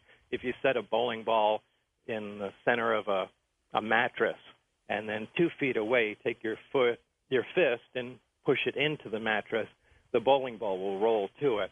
And it's essentially how the craft operates in this configuration. It creates a little distortion in front of it, and the craft moves forward that way. For high-speed travel or interstellar travel, the craft faces its belly towards the target, and 3 of the amplifiers come online. They're focused at a target in extreme distance, and they run, I can't remember the cycle time on how these things are pulsed. 1/16 of a millisecond. Are you just 16 making that up, or milliseconds. do you really remember that? 16 milliseconds. And it's Omicron, it's Omega, not Omicron. No, it's Omicron No, it's Omicron. and Delta. Anyway, these 3 amplifiers are focused on a point of extreme distance. There's a tremendous amount of gravitational distortion, and the craft traverses, very great distances in this way. And it does this multiple times to essentially making small jumps, to travel very, very great distances that would be impossible using any other form of propulsion. But all in all, the craft is really an incredibly amazing piece of equipment. Well, Bob, those small jumps are small in terms of light years, but in terms of miles in a straight line, they're gigantic jumps, aren't they? Yeah, that's true. Well, That's you guys... So when I say small, we're talking in astronomical terms. Okay, you've told this story over the years, and of course you've had a range of different reactions from scientific types. A lot of folks who will say, this is a bunch of baloney, this is not how science works, we don't know much about gravity, but we're pretty sure it's not this. And Even then you've had that. I mean, I would have to agree. That's exactly what I thought going into it, too, but sorry. And then over the years, though, you've had other people come forward, scientists who said, that really makes sense. Gene, you've sort of been the guy who's dealt with those types over the years. How would you describe the overall reaction from the scientific community, and do you have support for Bob's explanation of the technology? Well, I think the ironic thing is that when Bob comes out and he says on camera, to your camera or whomever, this is not even connected to known Earth physics. For all practical purposes, it's magic. This technology does not exist. Then he explains it. They hear it and they go, "That's crazy. This technology does not exist." They say the exact same thing Bob said and then blame him as the reason for it. I mean, he has the same attitude toward it they do. Nevertheless, you can say it doesn't exist all you want, but it's there, and he saw it work and function. And as far as support coming forward, I mean, just like this guy from Lockheed Martin, I mean, Ben Rich, who was the head of the Skunk Works for Lockheed back in 1993, when he was giving a speech at Wright-Patterson Air Force Base, said that the Air Force just gave us a contract to take ET back home. Now, what does that mean? How does a guy who's in charge of the Lockheed Skunk Works, in charge of all the black project research and development at Area 51, make a comment that they got a contract to take an alien back home back in 1993? So I think as those people come out, there is no perfect witness. No one can change the world. Remember when Corso came out and is your audience familiar with who Corso Sure. was? Yeah. Sure. And all these guys, usually guys get at the end of their life and they decide they're not going to go to their grave with what they know, and I presume this Boyd Bushman is the same way. By the way, John, I just emailed you that link to that Boyd Bushman video. And anyway, they come out and support it, but, I mean, no one's going to change the world, but no one can come out and with the evidence, land a disc on the White House lawn like everybody demands. But as these men who, like Dr. Edgar Mitchell, astronaut like this, Boyd Bushman, like Corso, as these ex-military officers and scientists with, security clearance who worked on all the black projects, astronauts, as more of these people collectively come out and say, yes, there's ET technology and the government is hiding it, they always come back to Bob Lazar. That's support for Bob Lazar. In fact, I'd love to ask Bob. I mean, it's funny. He goes on the record. He knows what is true. And everyone always expects Bob to be thankful because another complete stranger came forward and said, oh, by the way, you're not a scumbag and a liar like everybody's been saying you were. I mean, I don't know how they expect Bob to react. He never suspected that he wasn't telling the truth. So I think we appreciate the additional support more than he does. That's true. On the question of Element 115, and we'll get into a description of it in a second, but sort of in the same vein, the reaction from the scientific community, as you guys are being lambasted by all kinds of people and critics coming out of the woodwork, especially about the Element 115 part of the story, or including that at least, there were contacts from some pretty high-level folks in Europe asking for information about how to make this stuff or how it operated, right? Yeah, that was... Boy, that happened quite a while ago, but I don't recall exactly. Some heavy ion lab in Germany. Yeah, wasn't that the heavy ion lab in Darmstadt, Germany? Yeah. And weren't those the guys that first synthesized one of the isotopes of it? I mean, am I remembering this correctly? Yeah, I think so. I think they did 116 and maybe 118, but of course, 115 didn't exist at the time that you made the statement. Right. It does now. It's been made in small particles, but again, it doesn't it doesn't conform to the description that you gave. The stuff that they made, it only lasted a microsecond, something of that sort. Well, and you should expect that. I mean, if you look at any element, everything has isotopes to it. Essentially, you look at hydrogen, the most basic of all elements. There's protium, which is the hydrogen we're all familiar with. There's deuterium, which is still hydrogen, but it's hydrogen with an extra neutron. And there's tritium. Again, it's hydrogen, but it has two extra neutrons. They're all hydrogen. They're all element 1, but they're all completely different. And hydrogen's a completely stable element. Tritium is not. It's radioactive. Its half-life is, about 12 and a half years. And it emits photons. That's why it's used for all the night vision watches and scopes and sights and everything. Well, it emits beta particles, but, that's neither here nor there. What we see? But Well, the point being that the stuff that you saw up there was stable and heavy, and there was like 500 pounds of it. It's much different from... Yeah, there was a tremendous amount of it, and it was a completely stable element, for what I was told. I detected no radiation emission from it. I detected no neutron emission. Bob, I remember that, individual pieces of 115 that were kept in those clamshell-type devices, and correct me if I'm wrong, but wasn't wasn't it? It didn't it have to be kept under neutron bombardment at rest for whatever reason? Yeah, it was always it always had what they called was active shielding, and I think that's I mean, we can get into that later, but right now, I mean, I just wanted to cover the isotope question. Oh, okay. That any given element can have stable and unstable isotopes, and like I said, with the most common thing, hydrogen, 115, God knows how many isotopes it has, but there is a stable configuration of it.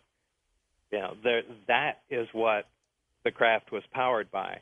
Now, they synthesized I don't really recall what it was, but they synthesized one of the isotopes at 115, and it was radioactive, and I believe disintegrated in, however many milliseconds or fractions of a millisecond. I really don't recall. But if they just continue their work, and I'm sure they will, it's just a matter of time. They will, as long as they're getting funding to do this, they'll eventually wind up with an isotope of 115 that is completely stable. Well, you had said in the beginning, Bob, you didn't think they could ever make it like that here. It had to be a naturally occurring element. I was very shocked that they were able to do it. I believe they used a nucleus fusion technique. I think one of it was a calcium and something else. I really don't recall what it was, but they used a very novel method. Now, they're only making a couple atoms of it. Right. So it's not like they'll be able to detect any properties of it, but they'll certainly be able to detect, a stable element. And it's just a matter of time. If they keep plugging away, they'll, run and discover, a wide variety or as many isotopes as the element has. And like I said, at least one of them, is going to be stable. Last time that Gene and John were here, we talked about a cloud chamber experiment that took place at your house, and it was a very primitive sort of a thing.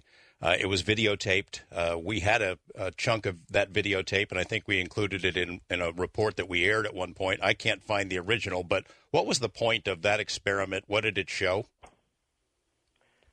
This is back when we actually had a small sample of it. And what we were doing was to show that this unusual element had some never-before-seen properties, that it actually had an intense gravitational wave around it, something you don't see at all, except with large quantities of mass. But we took, inside a cloud chamber, took radioactive particles and fired them past the piece of 115 and watched them deviate off their normal course. We were planning on doing a lot more with the element, but we ran into some trouble. There's a whole story there about it being removed from our possession. Well, of course, there are stories about how you got it in the first place, the assumption being you must have stolen it from up at S4, right? Right. And that's not true. Well, I don't even want to get into how we came up Bob, with it. don't you think it's a little misleading when they see some of these reports saying that they've made some element 115, and you explained to me how they detected these things, and sometimes these particles are flying by filters and they detect them. I mean, they are hell and gone from having a quantity that they could hold in their hand. Oh, never happened. I mean, I don't think people even understand how little there is and how quickly it decays when they hear a report like that. So you might want to expand on that a little bit. I mean, they're really just slamming atoms together and watching this collision. This is all happening in tiny fractions of a second, smashing nuclei of atoms together and watching particles ricochet or get launched out of this collision, and high-speed detectors just picking up the particles as they fly by. That's all they're ever going to do. That's all they'll ever be able to do. Well, we need to take a break here. The question I probably shouldn't ask is what happened to that sample of 115? You guys think about how you want to answer that. When we come back, we'll get into it. Stay with us, everyone, on Coast to Coast AM. talking with Bob Lazar, Gene Huff, John Lear about Area 51, Element 115. There was a piece of it that they had for a while. Curious about where that went. Also curious, and what we'll get into when we come back, is the physics, the technology. What happened to it? If it was 20 years ago and they were working on it then, where is it now? Stay with us on Coast to Coast. We're talking with Bob Lazar, Gene Huff, and John Lear about Area 51. Before the break, we got into the issue of Element 115. You guys had a chunk of it for a while. Gene, I'll rely on you to give the diplomatic answer. If you had it, where is it? I think it was stolen, and I'd like to start the rumor that John Lear has it right now.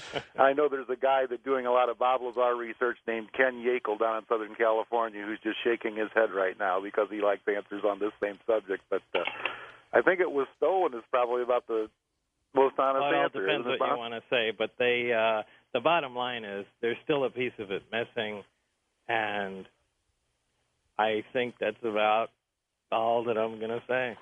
But you can imagine people saying, well, if you had that, there's the proof. You bring it out, you show it to the world, there's the proof that you're telling the truth. Mm-hmm. And did that ever occur to you to do that? But if he brought it out, would that mean that it was the fuel for flying saucers that were brought here by aliens that make a disc capable of interstellar travel, or would it just be a unique piece of really heavy metal? Well, we thought about all this stuff 20 years ago. That was part of it was, certainly we had to do, we wanted to do some of the testing ourselves and, release knowledge that we had a piece of it. And, where do you send it? How can you hear about all kinds of things like this just disappearing? And, what would you do with a piece of Element 115? Who would you get arrested for espionage if you're caught with it? Yeah. So we didn't really get a chance to do much with it because it was shortly after we had it that it was removed from our possession. The technology you described, they were working on it 20 years ago. They made some progress, not enough for you, which is one of the reasons you said you came forward with this information. But do you imagine that they have perfected it now to the point where they can use it in a practical way? No, I don't think so. It is never going to move forward fast enough, and it was, very aggravating back then. When something is run strictly by the military or whatever faction of the government controls it, you don't have that scientific, that open, free discussion, that exchange of ideas. If they would have employed that from the beginning, we would have really made leaps and bounds. But if you keep everything in just a small, tight-knit group of, under 24 people, the progress you're going to make is so slow. It's so frustrating. The system we had there that I told you about, the buddy system, where it's just you work in groups of 2. You can only communicate with the person, your buddy, the person you're set up with, and there's really minimal crosstalk between the different topics and different groups, and it's so stifling. Even today, it pisses me off to think about it. Just the technology, the wonders you have at your fingertips there. You just can't keep this quiet the way it is. You must release this out to the scientific community. And I know it has all kinds of weapon potential. I know it has. I'm sure there's 100 different reasons why they're not releasing it, none of which I think are that valid. But, certainly expand the amount of people that you're exposing this information to if you want to get anywhere with it, because it's really unlimited power, and maybe that's the main reason. George, here's a quote from Ben Rich. Again, he was the former head of the Lockheed Skunk Works, the SR-71, the stealth bomber, the stealth fighter. This was the head man of all the black projects that everyone, always accuses the government of hiding out at Area 51. Back in the early 90s, he said this. This is a quote. "We already have the means to travel among the stars, but these technologies are locked up in black projects, and it would take an act of God to ever get them out to benefit humanity. Anything you can imagine, we already know how to do." That's a direct quote of Ben Rich. Well, I'd have to agree with that. Well, you look back on that period and what they could have done with that technology, and the description you gave, Bob, of the small teams and the lack of expertise. That leads to one of the criticisms of your story, is that they say, yeah, you're a smart guy and you may know this and that about electronics and physics, but you're not a PhD. You're not the cream of the crop right. back then. And I mean no disrespect. I agree with it 100%. So why would they bring you into it? Why would they bring you into that program? This is my question. You can't answer my questions with the same question. That's the first thing I mentioned to you, if you recall. It makes no sense. Why are they picking me for this job? Certainly, this isn't my specialty. I mean, there must be some other qualities they're looking at. Who knows what they are? But no, of course, there are people 1,000 times more knowledgeable on this, and maybe it's just not outright knowledge they're looking for. Maybe they were looking for someone and come out of left field with some new, fresh ideas because they weren't making any progress anywhere. But yeah, this is the exact thing that I put out there. But George, Bob is a comprehensive problem solver, and he's exhibited that in his previous jobs. He was a widower at the time he was hired. A lot of reasons to use a guy like that. I mean, can you take the head of the physics department at MIT who has a wife and kids and a job and goes to work every day and suddenly remove him and fly him out to Nevada and fly him out to the Area 51 and back to Las Vegas every day and keep that quiet? I mean, if you took all the top minds from all the universities, would they stay quiet? I mean, they'd be noticed as being missing. They'd be noticed as being removed from their normal life. I think they have to take guys like Bob. They're the only ones who aren't missed in their day-to-day life. Well, it feeds into the scenario that's been discussed many times over the years that this is all disinformation. It's occurred to me that, Bob, they may have chosen you because you're a savvy guy and a smart guy and you might have contributed something to the program, but also because they might have figured you might have talked about it, or they figure if you did talk about it that you would be easily dismissed or, character assassination, whatever, which is a lot of what happened. Well, yeah, that's true. Like I've always said, I'm an easy guy to, or certainly a candidate for character assassination. But it's possible that was true of everybody else at S4 too. We don't know. I mean, clearly the lead guys from Caltech, the lead guys from MIT, the lead guys from everywhere are not working at S4. Yeah, so how do we know what the credentials or what the situation was of the other people that worked there? Maybe that is part of the idea there. It's just to keep a lower profile, but if in fact that's it, that has some terrible effects on the program. Yeah. Well, they run the story. They release it to a gullible reporter like me. I bite on it, and they sort of run it up the flagpole and then discredit you, and they're just sort of gauging public reaction to what would happen if they release this, which is why a lot of people say, it's all disinformation. They're trying to deflect attention from something else out there. John, this is sort of your area of expertise. What do you think about that scenario? Well, let's see the bell jar experiment. That'll settle everything. Meaning the videotape. The videotape. But I mean, the idea of disinformation. You've been characterized as sort of the Svengali of this whole thing. You must have set it up, talked Bob and Gene into going along with the story. Well, explain the because laughter. We're such easy guys to talk into things, aren't we, John? Yeah. Well, I mean, explain that for the sake of the listeners, though, why that's funny. Well, I mean, John and Bob have been arguing at odds about a million different points over the years.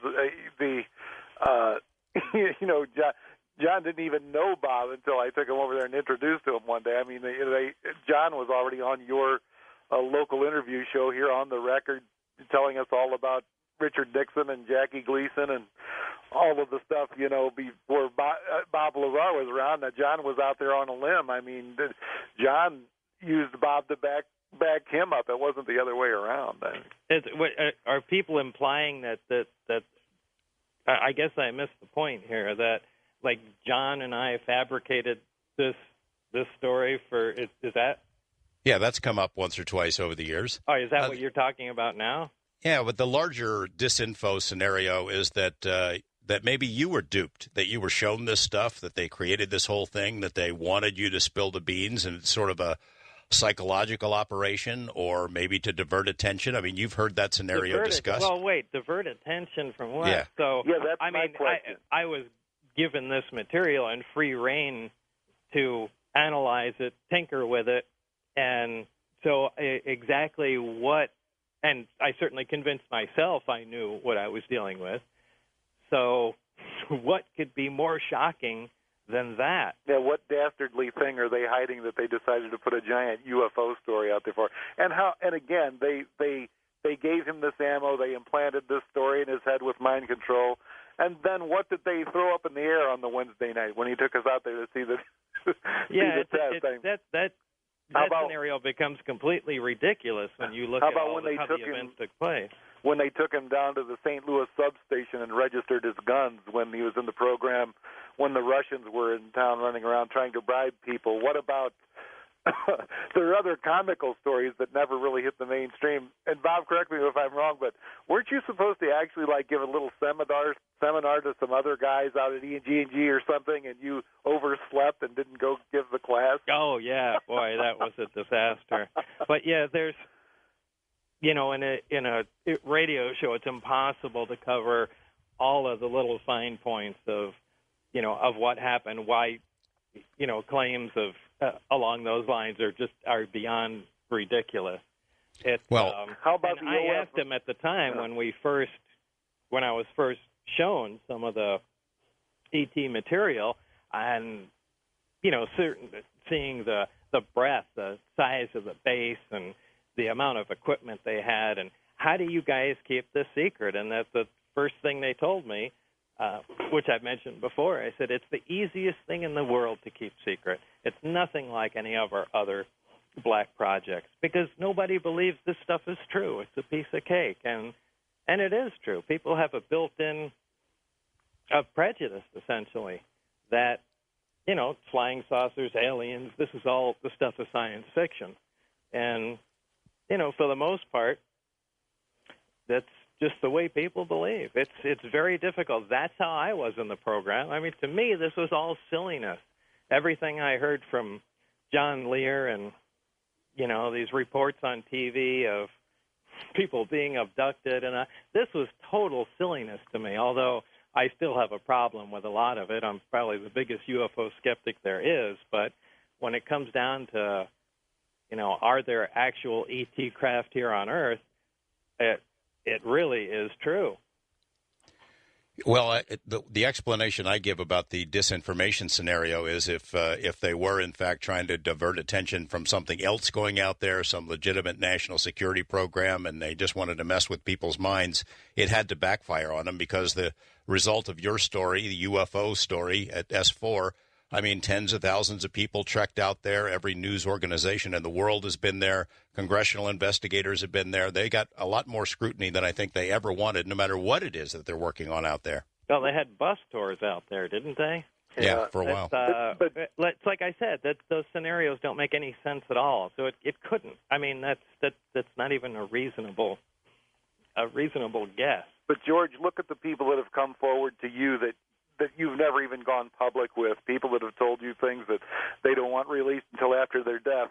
What about this Boyd Bushman? What about Edgar Mitchell? What about, there are other people who have, well, Edgar Mitchell at least had a conversation in person with Bob Lazar, but this Boyd Bushman, he has no idea. He's never spoken to Bob Lazar. There are people coming out confirming this stuff. Now, if this was all a mind control game and a disinformation act played on Bob Lazar, why are the former senior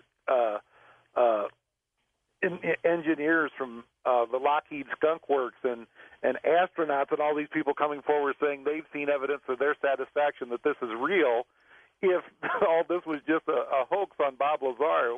What are all these guys big dummies that just believe Bob Lazar? They've seen corroborating evidence elsewhere from other than Bob Lazar. One other topic I want to touch on before we go to the break and then open up the phone lines is polygraph tests. This has come up again There's a character online who writes about it based on things I don't know, he channeled information or something. He knows the truth about it, and he writes about all the polygraph tests, and you flunked all of them. You want to walk through this scenario? I know that it took a while to convince you to go ahead and get these tests. Wait. Somebody said I flunked them? Yeah. There's a guy came out. Never there. failed You know that's not true. Yeah, I know it's not true, and I've told the guys in this particular chat group it's not true, and went through the scenario, and it doesn't matter. People who were not there at the test, didn't see the results, didn't talk to the polygraph examiners, are sure that you flunked them. Well, of course, people can make up what they want, but we're trying to deal with reality here. I don't remember the guy's name. The only time there was inconclusive results was the initial polygraph. The guy who said, "You're going to be my ticket to the Geraldo show," or something like that. And I think he was more concerned about becoming a star from this than doing a polygraph test. And you even passed arranged one of those. for and paid for these polygraph tests, and you got what was that guy's name? That ex-cop. Yeah, the first guy his name was Ron Slay, and That's right. Ron it was a pretty Slay. perfunctory test. But actually, he had said that the results were inconclusive. He ran it twice. Right. He thought you might have been deceptive in the first one, but he said afterward in an interview that you were really scared, and that seemed to affect the test results. The second guy, and he recommended we do a second one. His name was Terry Tavernetti, a former police officer who is now still a corporate security officer with a major gaming corporation. He performs polygraphs as part of his job every day, and he said in unequivocal terms that you passed. And he broke the test up into 4 areas. He put you through it twice, and you passed. Right. No question about it.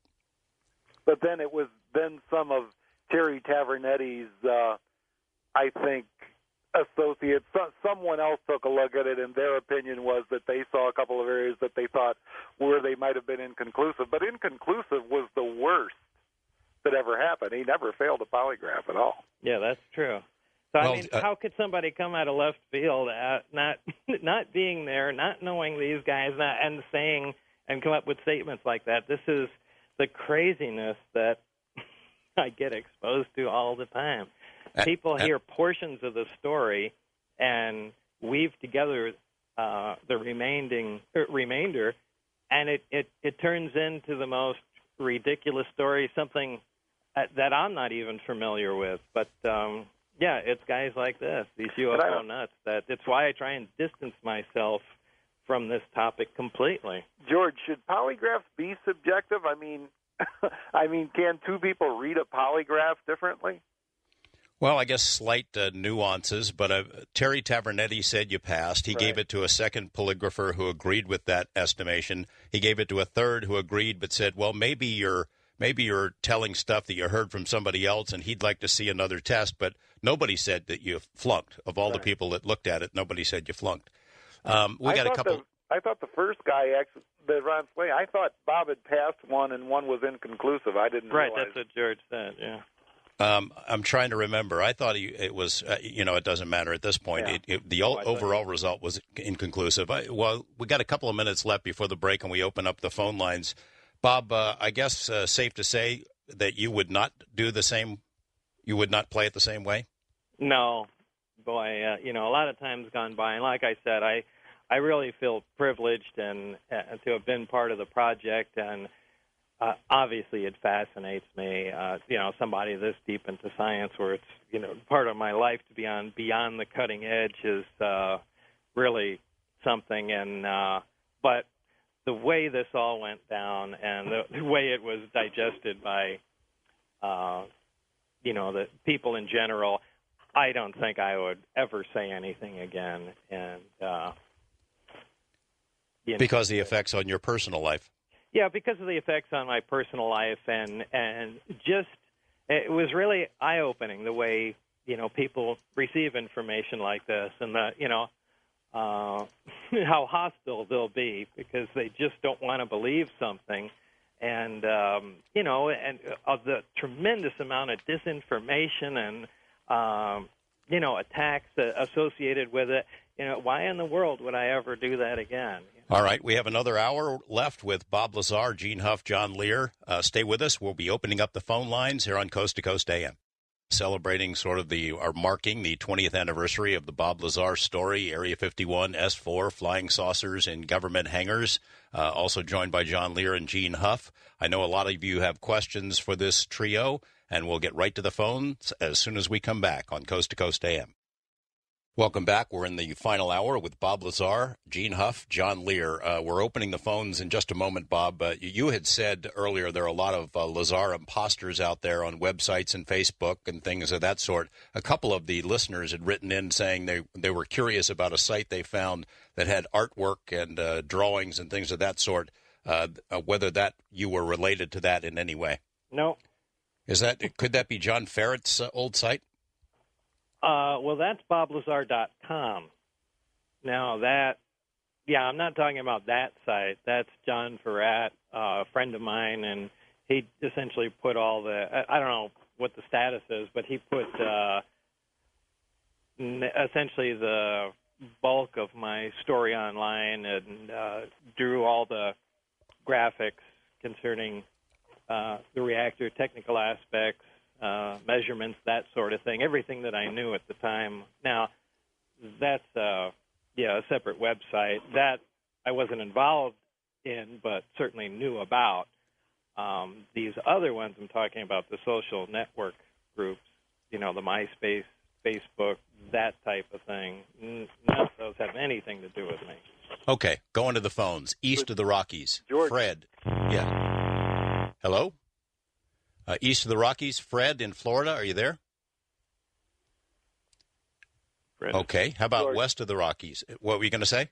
I was going to say that it's important to clarify that what they just heard is that Bob Lazar isn't even involved with boblazar.com, much less the other website. So that was pretty interesting Right. statement, actually. Okay, go ahead. West of the Rockies, 007.5 in Southern Cal. Are you there? Well, hello, everybody. How you doing? I'm doing better than ever. This is my birthday, 55 today. Happy birthday. Well, thanks. I wanted to tell a true story. In 2001, I was up in the mountain above Palm Springs. They call it Idlewild up there. And one night I was sitting out, couldn't sleep. I was sitting out on a chair in front of my house up there. And a lot of cloud and fog moved in fast and mysteriously that night. And something made me look up. At the exact second, this big old, perfectly round flying saucer came in, and with the lights turned off. I could see it plainly because it came in low enough. And they turned the lights on when they went over my head, and it pulsated white light. Looked like a wheel going around it, inside of it, around the edge of it, probably the propulsion system. I don't know if that would have been magnetic rail thing or whatever it was. It's got to be a lot more advanced than what they got in Area 51. I don't know how much back engineering they've done over there, but anyway, after they went over my head, they turned the lights off, and I heard it land. And a little bit later, all the lights in Idlewild blinked on and off a couple of times. And a little bit later, this strange lady, says her name was Tomorrow, comes down the road, gets a cigarette from me, and as she's leaving, turns and says, "I'll see you tomorrow."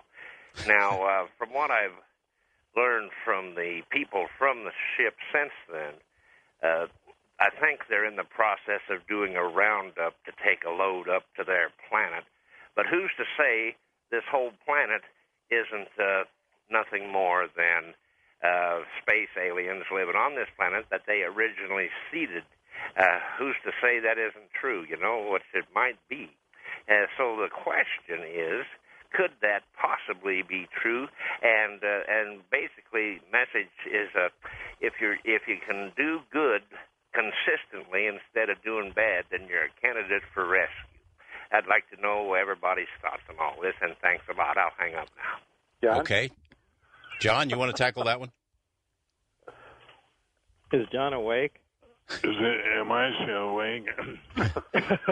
Sorry, John. It's pretty late for you. Did you hear that question? Yeah, just give me the basis of what it was. Well, I think he saw a UFO incident and had an encounter with somebody who was a strange lady, and his suggestion was maybe we're seeded here, that aliens seeded the planet. Yes, that's possible. And the way you get out of here is to exercise integrity without envy and without greed. So Okay. secret to success. Maybe I'll bring it back to you, Bob, and all the material that you read leading up to your introduction to the program. Did you see anything about intent of the visitors or what they want?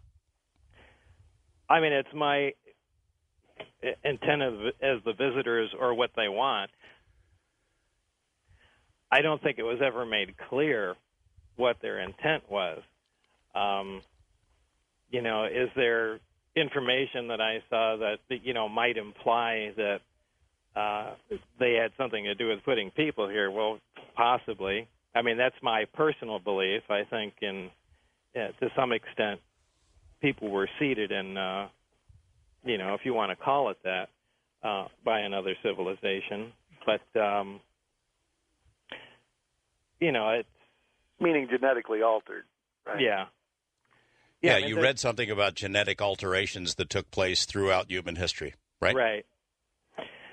So, I don't know, is that seeding? I guess in some respect it is. But,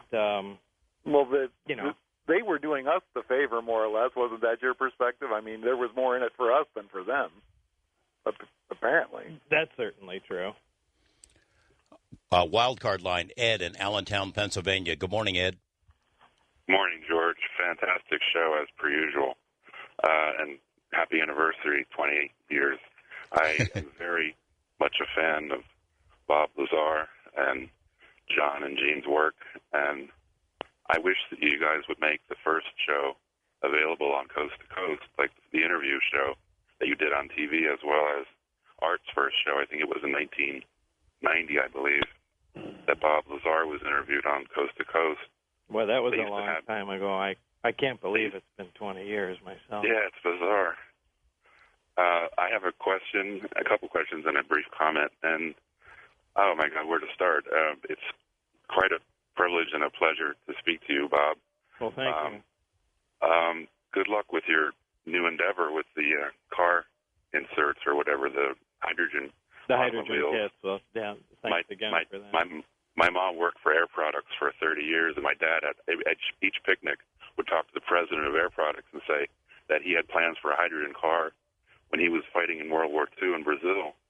Really? With the American soldiers, yeah. And he would tell the president of Air Products every summer at the company picnic, why don't you build a hydrogen car? You wouldn't have to import any more oil. And, and they said, yeah. And then, like, last year they announced that Air Products is now trying to make their version of a hydrogen car. Oh, no kidding. Now, I hadn't heard that. Yeah, Air Products, one of the biggest suppliers of gases, industrial gases in the world, and for NASA. Anyway, the other question is, when are you going to make your autobiography? And if so, you could possibly fund even more hydrogen car work. And the other question is, if you were offered to work again for Los Alamos or somewhere in Area 51, like if they called you up and said, okay, we're sorry, we want you back, would you go? And I have another comment, if I could, please, after that question. Well, the comment is a joke. It was 20 years ago that Joan Rivers said in one of her concerts, that she's in her comedy concert, she said, you know why a UFO never lands in a Jewish lawn? Poking fun at herself and my own religion. She said, because they would turn it over to see who manufactured it, see if they can get in on it. Thanks, Ed. Like kind of the truth, because they always want to build stuff. And my family, indeed, was involved in manufacturing for years, and it's like a triple entendre joke. But anyway, that's my questions, and good luck. God be with you and all of you, and more power to us all. And hopefully the future will be one of peace and no oil and lots of hydrogen cars everywhere, not polluting the earth. I'm all for that. Thanks, Ed. So, Bob, the central question there is pretty interesting. Would you work for them again? They said, hey, all is forgiven. Come back to S4. We need your help on these saucers. You won't believe how often I think about this. And that's really a tough question because, first of all, I'd apologize to them because they were right. Just keep your mouth closed, and that's the only way to stay here is to go with the flow. And, I am so sorry I made that move. But getting back to the question, unfortunately, my life has gotten a lot more complicated. I mean, I have several businesses and all that, and moved, and wife in Michigan. However, if we can put all that stuff on hold, or if I was just single again without attachments to other businesses and all that, would I go back? Yeah, in a heartbeat. I really would. Bob, I need to ask a question. You spoke before about one of the problems with hydrogen cars is detecting the leakage because there's no odorants involved with the hydrogen. And, of course, as you know, they pretty much proved that the reason the Hindenburg lit up like it did was because of the aluminum doping on the skin, right, and not the hydrogen itself. How explosive is hydrogen? You said, well, if a cubic foot of hydrogen leaked out, I mean, does it catch on fire that easily? Well, how dangerous is it? How explosive is hydrogen?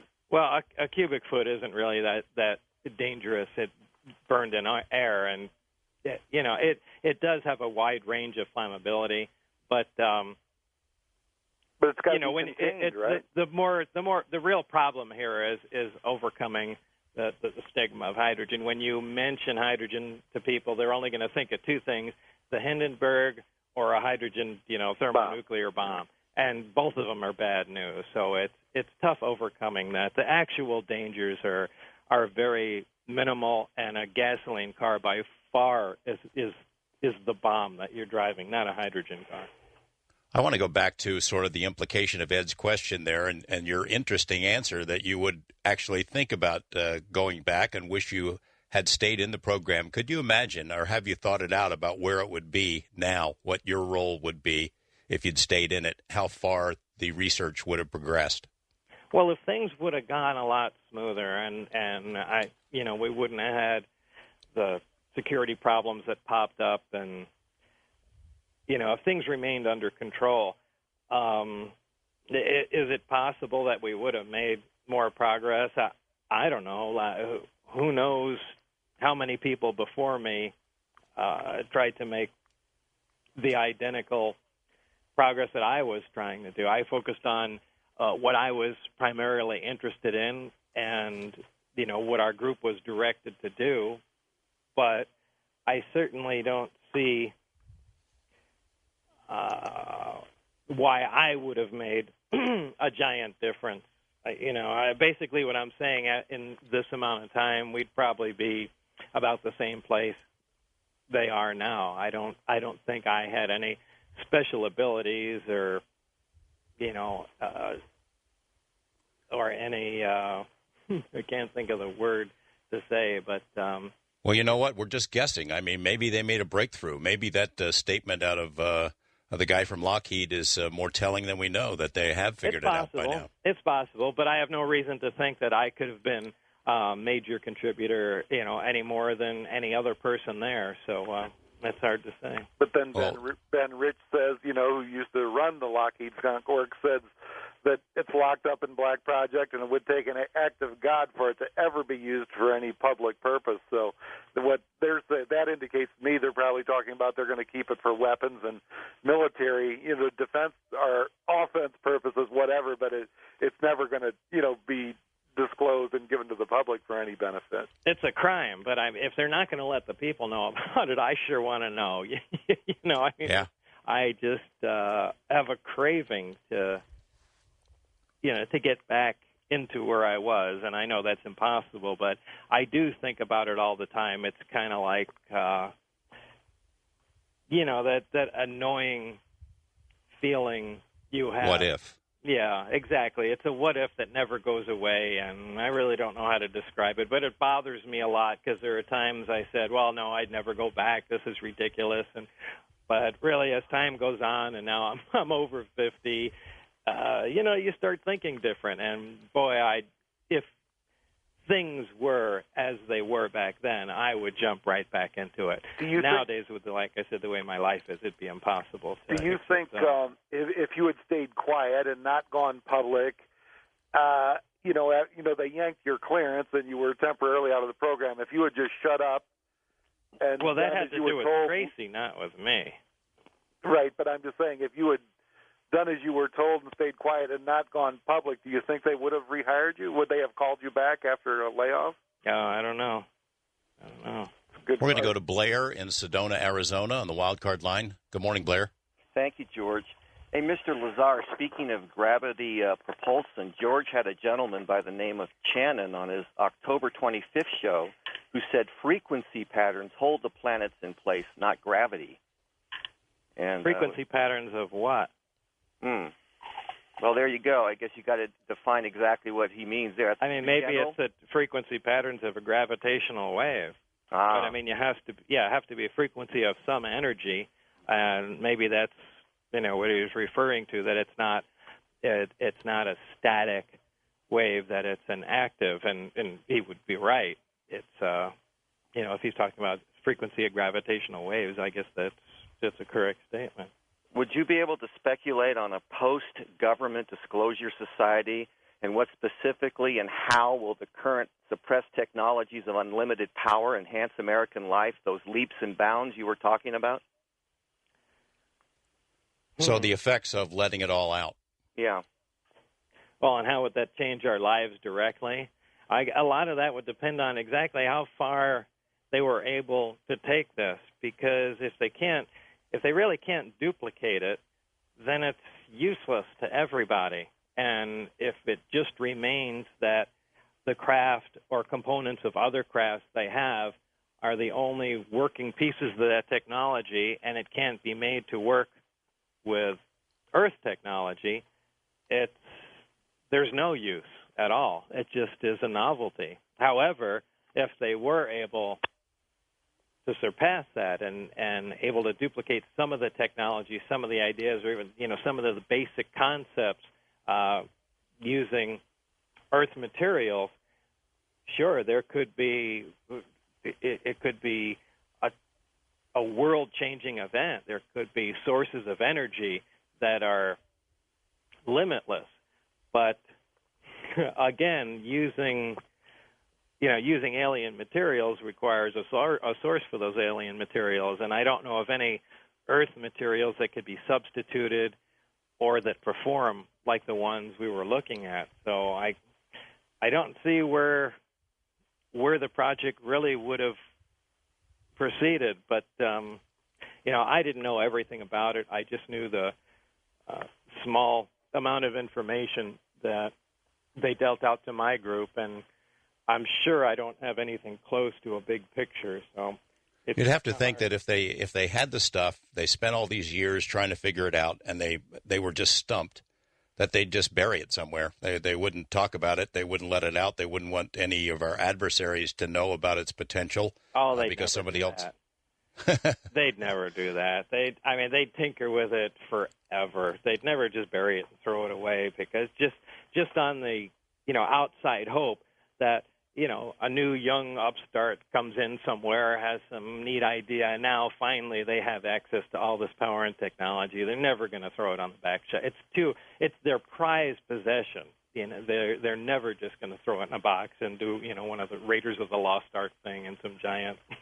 Not to mention that those who brought it here were supposed to come back another time, so they would probably at least keep it and hope that happened. Gentlemen, we're taking another break. We'll come back with our guests, Bob Lazar, Gene Huff, and John Lear. If he's still with us there, stay with us. We'll go to more of your calls after these breaks and messages on Coast to Coast AM. We are joined tonight by a couple of UFO maniacs, Bob Lazar, Gene Huff, John Lear, talking about Area 51. And in a way, it's a story that launched 1,000 businesses, posters and ashtrays and T-shirts and even Bob Lazar Christmas ornaments, books, tours, video games, bars named Area 51, bands named Area 51. There's a band named Element 115, in case Bob Lazar has never heard of that one. A lot of people have made a lot of money on the story, Bob Lazar and Gene Huff and John Lear not being among them.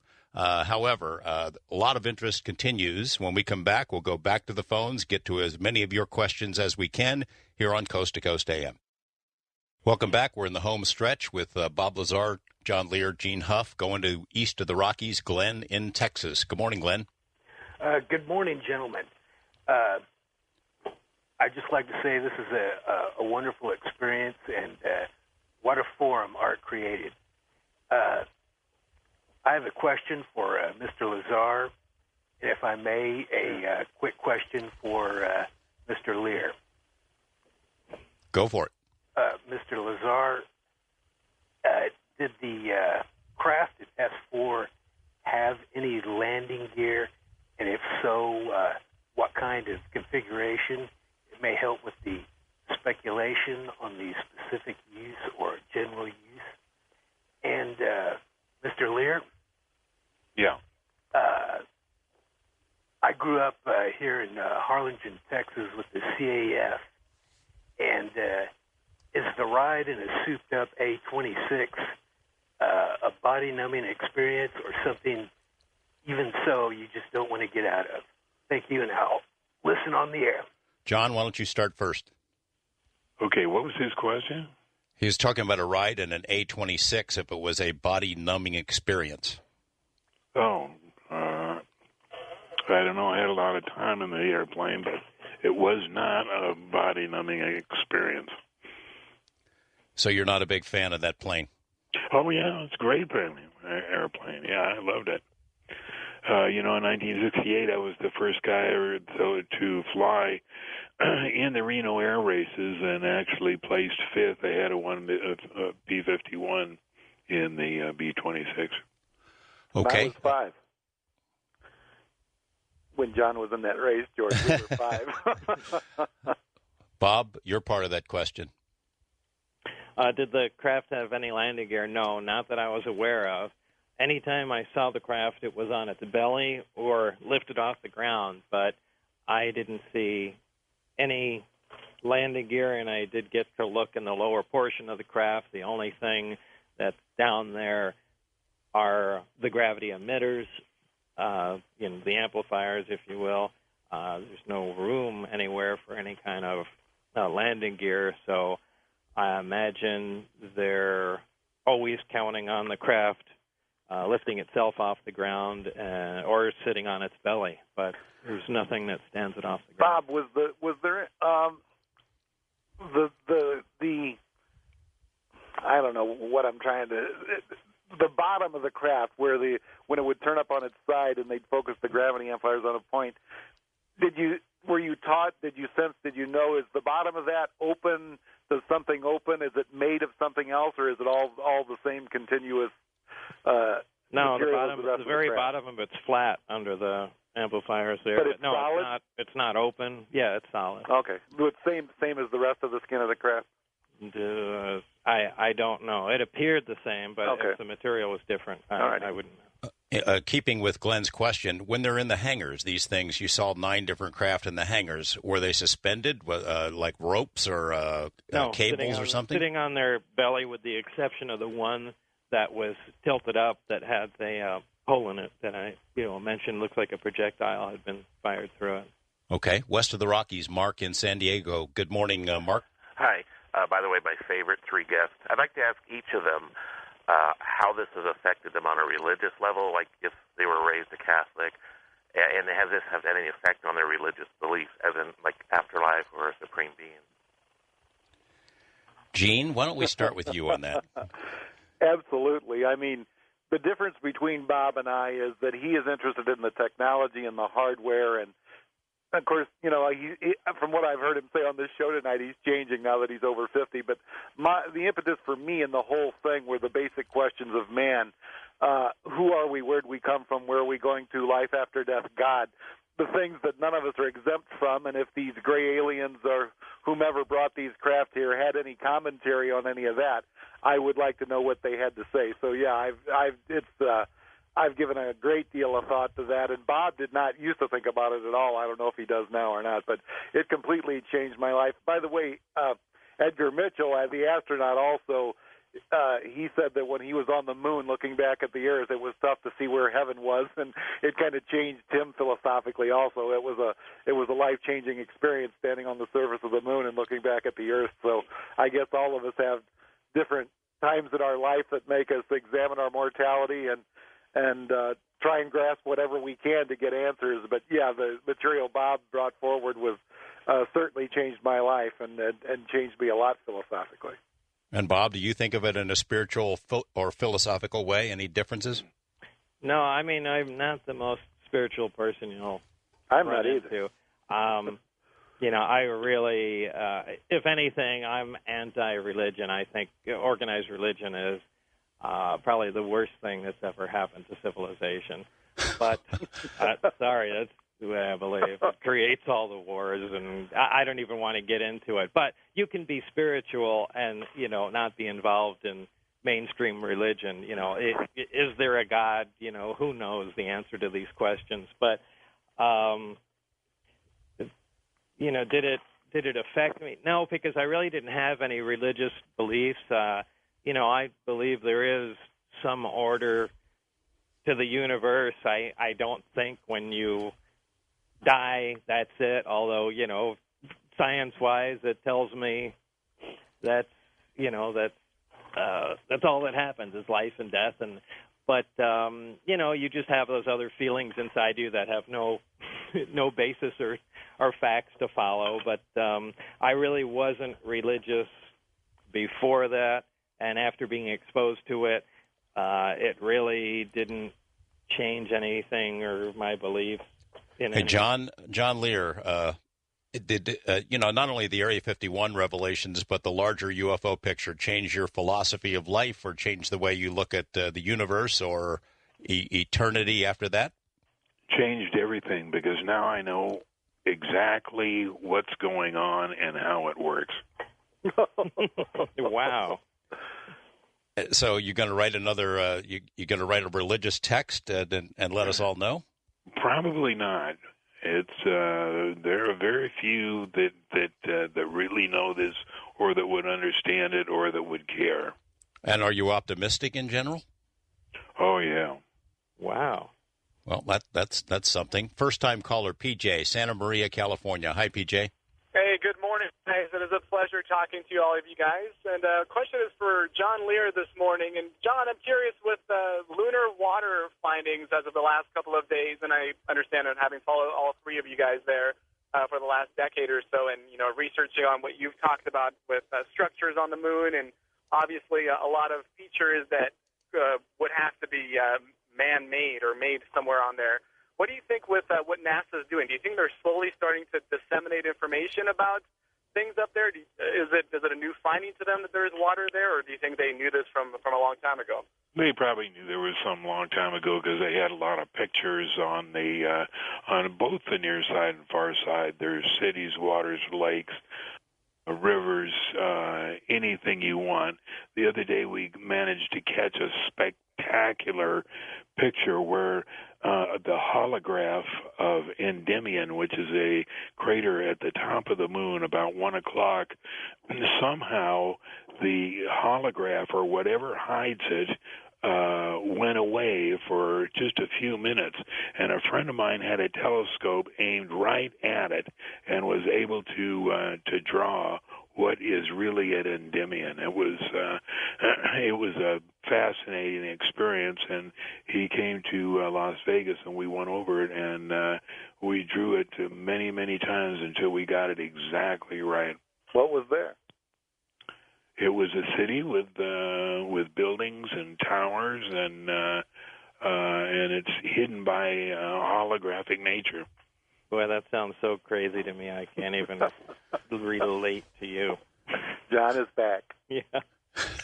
So much for the sane John. No, we're poking fun, John, but you're saying that there's all this stuff up there that's covered by holographic technology of some sort. Oh yeah, the whole darn place is covered. Just to keep it secret from us? Yeah, pretty much to keep it secret from us. We're going to go to the wild card line. Ches in New York City. Good morning, Ches. Hi, George. It's a pleasure to speak with you, and I'm an avid follower of you and all your guests. And Thanks. I had a couple of questions for Bob. Bob, I was wondering, I know it's been a while, but I was wondering if you could speak to any sort of description or detail as it relates to the skin of any of these crafts. That was my first question. My second question was, is there anything of sort of an innocuous nature, something odd or bizarre that you could remember about any sort of compartments or maybe support facilities for some of these occupants or pilots of the craft? I didn't have any knowledge of anything along those lines as far as the occupants of the craft or anything to do with biology. Well, he's talking about compartments inside the craft. I mean, you did get a look inside there, right? The furniture? Compartments inside. Yeah, maybe I misunderstood the question. Right. Compartments inside the craft. I did get to inspect everything in the craft with the exception of the very upper level, which I believe was just navigation and their version of electronics. But it didn't look like there was anything but open space. There were 3 seats for the occupants of the craft, but there were no individual rooms, compartments, or what have you, like we might have on one of our, any form of transportation. There's nothing like a bathroom or a smaller area. Everything is just, each level is completely open in itself, so I wouldn't call anything a compartment anywhere. The other part of that question he asked about was the skin. Did it have skin or is it just metallic? Well, I called it metal, and again, each part of the research done is, as it gets late, my brain begins to run out of words. But it's all very compartmentalized, and the people that dealt with the metallurgy were a completely different group of people. I had no knowledge of it. The only light I can shine on it is the one time I walked across the craft and just slid my hand along it. It was cold, and that's the only reason I said it felt like metal. It was, cooler than the ambient air. Could it have been some exotic ceramic or something? Probably so. I'm sure it wasn't just an alloy of aluminum or anything along those lines. But that's about all I know about it. It was a pewter gray in color, as was everything on the inside and outside of the craft. So that's about all I can say as far as what the material was. Ches, thanks for the call. We're going to go to Jim in Chicago. Good morning, Jim. Yeah, George. Yes. Can you hear me? Yes, I can. Okay, I got a problem with my phone here. Anyway, I like your style because I'm also a bottom line guy. I have a question for Mr. Lazar. I want to know about the alien bodies. Has he seen them? And in his opinion, are they biological? Are they semi-biological? Or perhaps interdimensional? I haven't personally seen an alien. I did see a photograph of a creature. Was that creature in the craft or, a pilot of the craft? I was just given some information, a brief overview of other portions of research being done. But, again, I had no direct information about any of the biological aspects of... Well, you saw it vivisectioned and weighed. Yeah, but like I said, I was given briefings, as you know, portions of reports on many of the other areas, but I had no specific information on how that creature that I saw, or the images of the creature, if that had anything, in fact, to do with the craft. You see what I'm saying? But you did the pictures that you did see, the vivisection or autopsy-like photos showed organs? Mm-hmm. Yeah, a central organ as opposed to, and I think that's what the comments were underneath it, that from their estimation, it's I think I gave the description as if you had taken all our organs and allowed them all to grow together. It was one single organ in the body that they had cut in a T-shaped fashion, looking at the different chambers and whatnot in there. And I think it's this organ-looking thing was apparently performing many functions. So again, it appeared to be biological to you in the photos. Yeah, so yeah, exactly. It didn't appear to be an interdimensional being, but yeah, I don't know. Can an interdimensional being appear to be biological? So that's all I can say. Well, didn't you get a glimpse of something in a lab coat? Yeah, oh boy, people make a big deal about that thing. Well, and rightfully so. I mean. No, I don't think that was an alien, no. Just a short person with a big gray head, or? No, I didn't say anything about a big gray head. Now, the other side of the coin is that they could have been playing mind games, so they had two scientists in lab coats stand next to a facsimile of a kid, a gray alien, even though they didn't know. You know, a lot was going on at that time because I saw, again, this was their, backs are to me, and they were playing with something or looking at something that size. Maybe they were making up a little mannequin or something to see how it would fit inside the craft, but I had no indication that thing was alive or what was going on, so I can never say that. But neither did they know you would be walking down the hall to go to the bathroom and look through that window. Yeah, but I wouldn't try and read too much into that. That would be too much speculation. Okay. Going to try to take one more call. Got to be a quick one. Gary in Hot Springs, Arkansas. Quick question. Well, more of a statement.